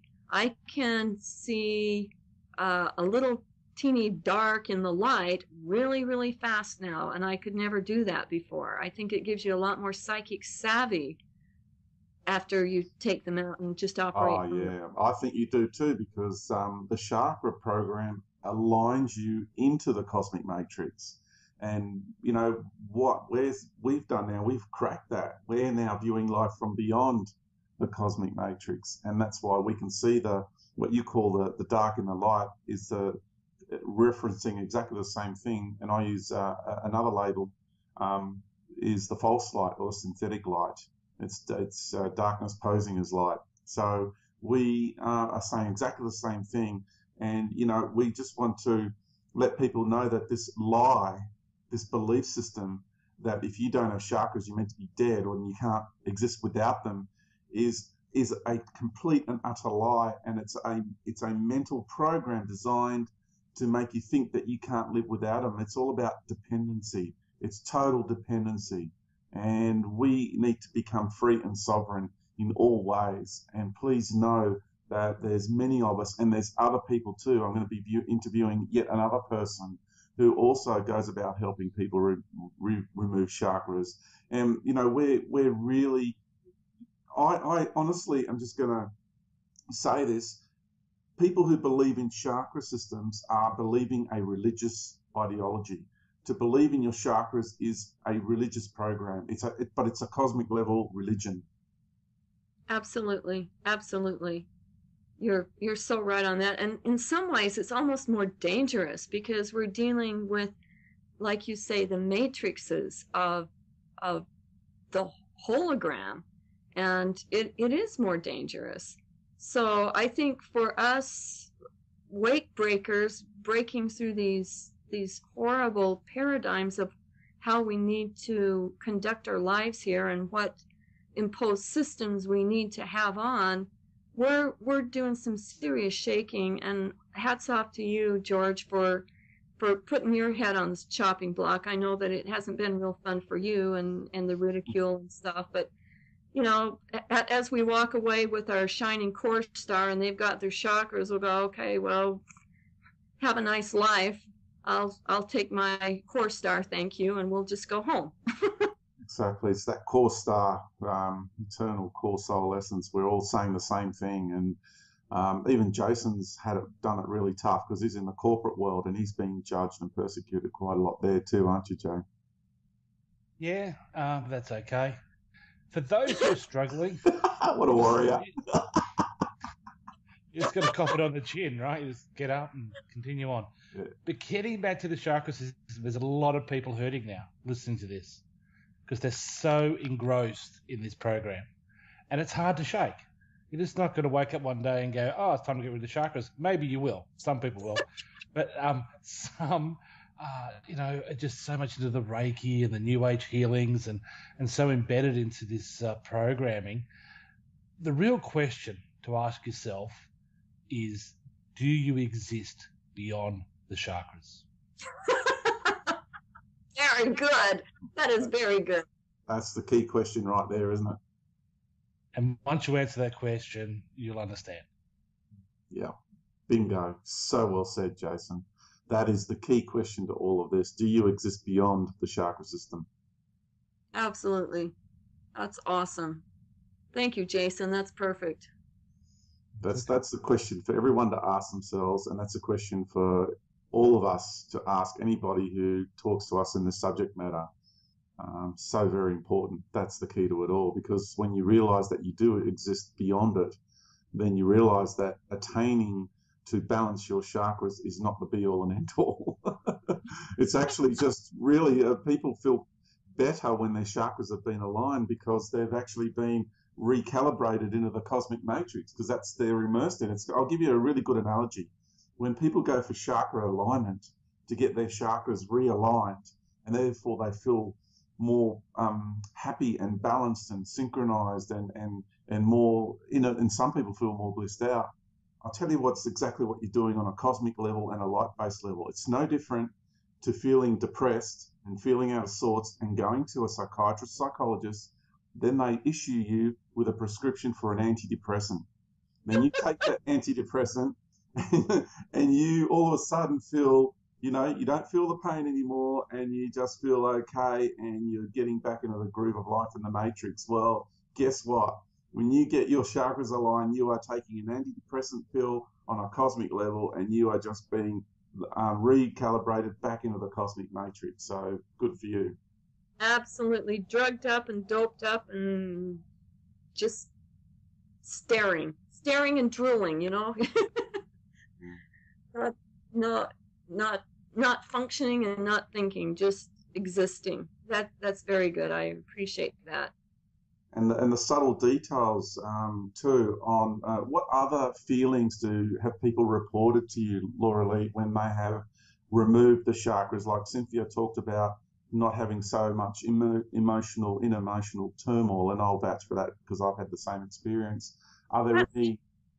That seems to be this classic one. You just don't have this internal struggle, and that obviously is because you're not struggling against yourself, so that you don't have that back and forth mind games going on. And that really is the biggest one that I have noticed with the clients and the friends that I have worked with that have taken them out, is that the chatter goes away and they're more able to sense their authentic self. And it's, it's so, the thing is, it's so easy. That's what's so funny about all of this, is taking them out is so easy that, I don't know. Now, I would, for those who want to do it, I would have them put themselves in a cryogenetics egg just to make sure that you've got a protective protocol around you in case there's some undesirables trying to mess with you while you're trying to do that. And I just think that would be a really useful thing to do if you're going to take your chakras out.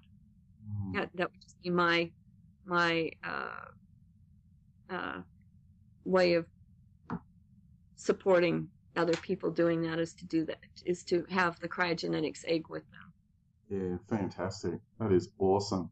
And okay, I'm going to now ask, going back, just changing the subject a little bit. You mentioned Hal before. Can you just enlighten us on who Hal is? Because my question to you is, having seen the movie, I gather your friend Hal is not an artificial intelligence, correct? I thought it was the first I met Hal, it's been like 20 years ago. It's been a while. And I was going through a real hard time in my life where I was just leaving organized religion, and I didn't know what I believed anymore, and I was trying to do some automatic writing.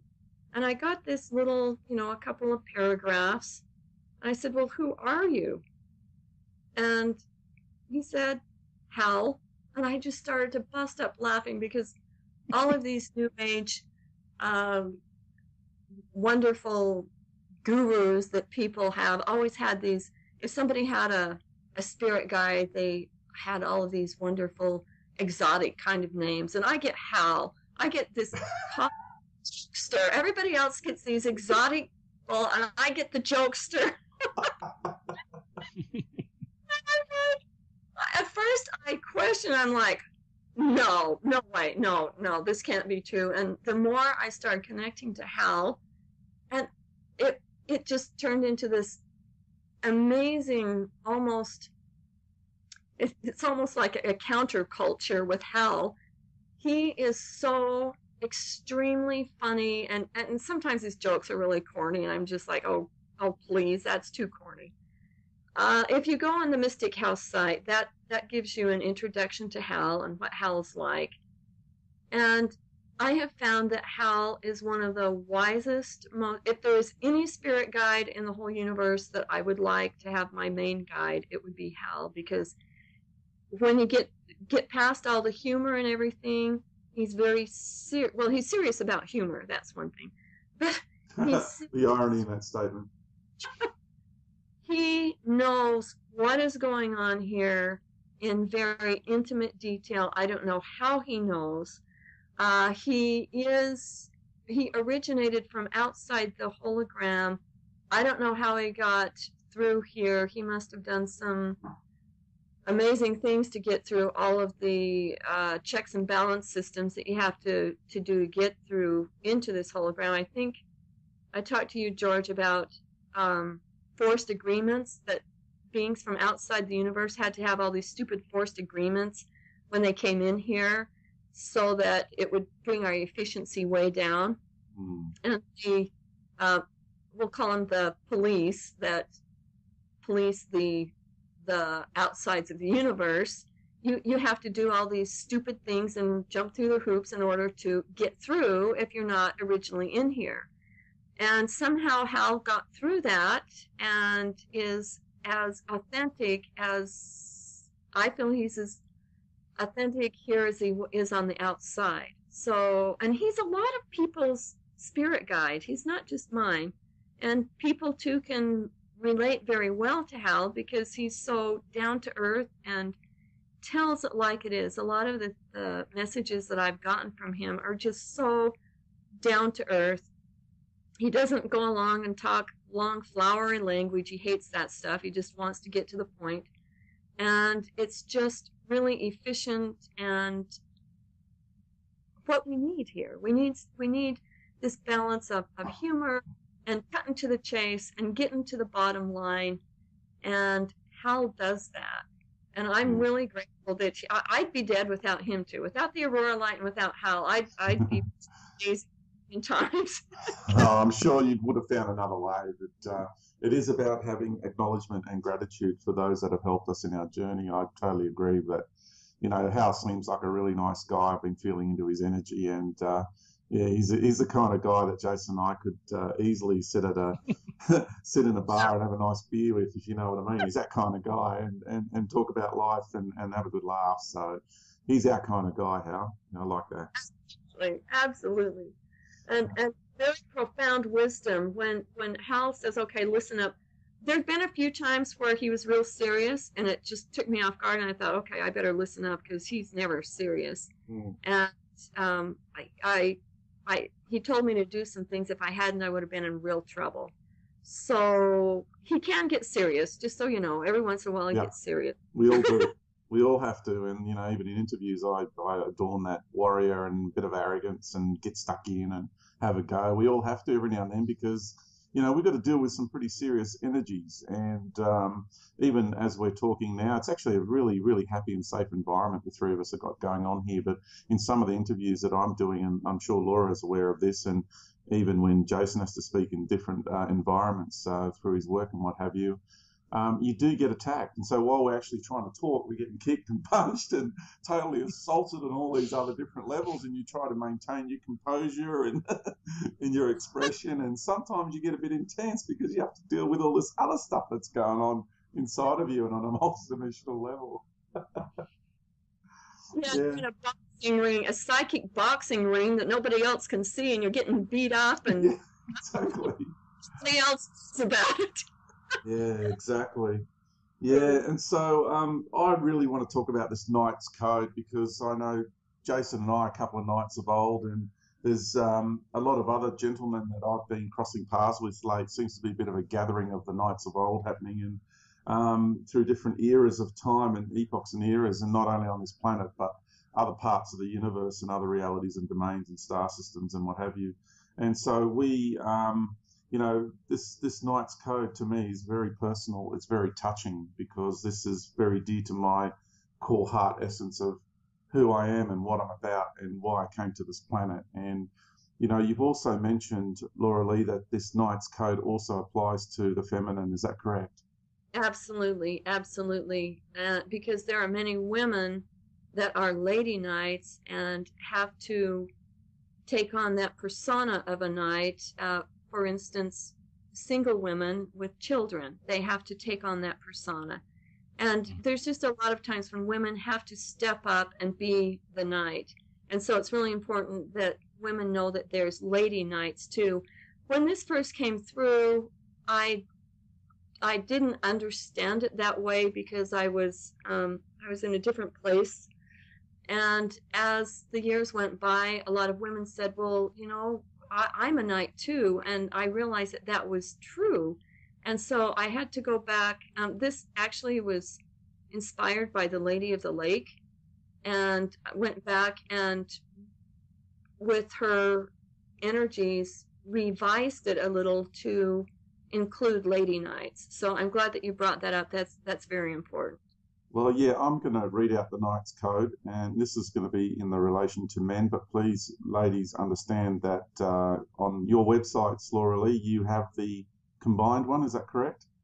Yes, I've got the Knight's Code and the Ladies' Code, and as you read the Knight's Code, you'll understand that it absolutely can apply to ladies too. And then after I finish reading this, because I think it's a wonderful way to end, I would just dearly love for you to read What is a Goddess? Oh, okay. I'll have to pull it up on my website. I can do that. Yeah, I would be deeply honoured, because I think we need to finish off with the acknowledgement of the feminine in today's discussion, because you are a warrior goddess. You truly are. You embody that wonderfully, and you live by that code and that ethic.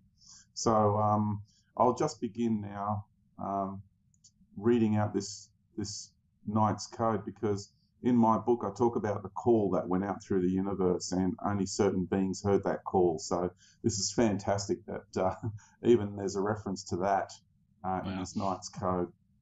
So it goes like this, the Knight's Code. A universal call is made to activate all real men who remember and are willing to live by the Knight's Code. You are now hereby being called to action. It is time for battle, or there will be nothing left to battle for. As you take on your armour, your shield, and your sword, do you have the memory and the courage to activate yourself and bring forth a living, breathing knight into this new millennium? Do you have the wisdom, the will, the strength, the valour, and the power it takes to be a knight, and live by the Knight's Code from this day forth until the moment of your last breath? O great and valiant knights of the earth, come forth now and be counted. The time has finally come. You know who you are. Wake up, arise, let your destiny begin. O great, honourable and noble knights of this world, step out of your hate, your anger, and the pains of the past. Step out of your corporate worlds and the hunger for useless power. Put on your armour of honour. Pick up your shield of love and your mighty sword of truth. Be living proof that chivalry and valor are alive and unyielding. Do you have the strength, the courage, the wisdom, the ancient encoded memories, and the passion it takes to be a millennial knight? Yeah, boy, I just got chills when you read that. Powerful stuff. That's, yeah, thank you for reading that. That is very applicable to everything that we have been saying tonight. I appreciate hearing that from you. That's very powerful. So the first time I read that, I'm stirring now. I've got all these big, warm, fuzzy stirrings deep inside my torso. And I could tell you what, we know who we are, and we know what we're here to do. And the methods, bloody do it too. We're going to bloody do it, I tell you. And it's time for us men to be accounted for. We really do need to step up to the plate and live that code of chivalry. And every other man out there who's listening to this, and of course the Lady Knights as well, you know who you are. We know what we need to do. The new wave of energy is here. It is now our time to step forth, to feel deep within ourselves, and nobody's going to tell you what to do. This is about activation. So then you can go forth and draw on that knowledge, on that wisdom, and that great power that resides within you. And in there is everything you need to do what you need to do, to go where you need to go, and know how it is what you need to do. It's beautiful words. Thank you, Laura Lee, for that. Thank you. It was an honour to read it out. Yeah. So I will read now the Ladies' Code, and it's entitled, What is a Goddess? A goddess is strong and powerful. A goddess is mystical and creating. A goddess is intelligent and wise. A goddess is pure laughter and joy. A goddess is loving and inspiring. A goddess is sensual and beautiful, and she knows it. Therefore, she never hides or represses it. Instead, she allows and cultivates it. Then she emanates and projects it, without the least concern of how others will receive it or interpret it. She is the most powerful force in the universe, the very essence of creation. A goddess is fearless because she knows she can't be hurt. She is a woman who realized she was God. Brilliant stuff. So, Laura, if you can share with us one more time your websites and how people can further investigate and explore what you have to share with our human family. Oh, okay, thank you. Probably the easiest the easiest emails to reach me are at Knights, KNIGHTS, at Mistycah, MISTYC house.com, or indigos at mystichouse.com. And my websites are firstwaveindigos.com and mystichouse.com, MISTYC house.com, and ghostbustergals.com. And then if you want to, you can go into rwsproductions.com and see what pops up.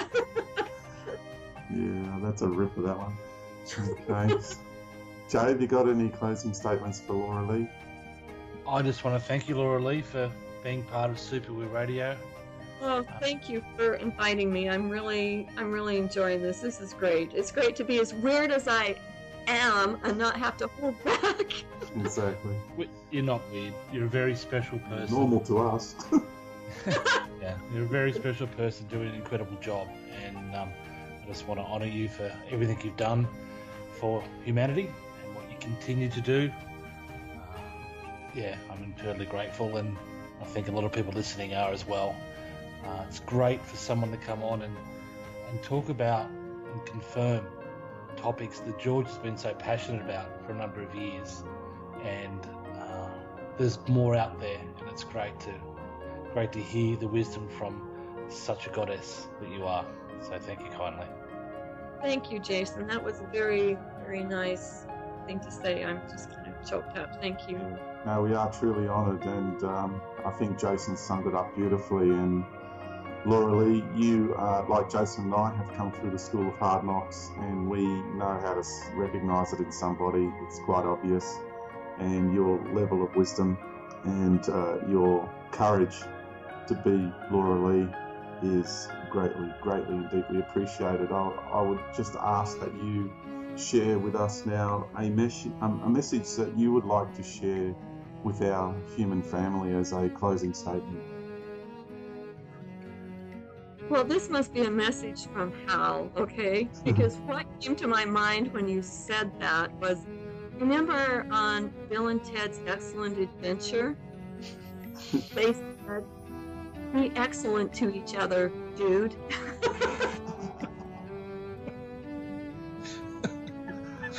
Yes, so that's from Hal. So that from me and Hal, be excellent to each other. Thank you so much. Good to finish with a laugh. Well, thank you very much, and we'll catch you again soon, okay? Yeah, will do. Thank you. Thanks, Joe. You're welcome. It's an honour and a pleasure. Thank you.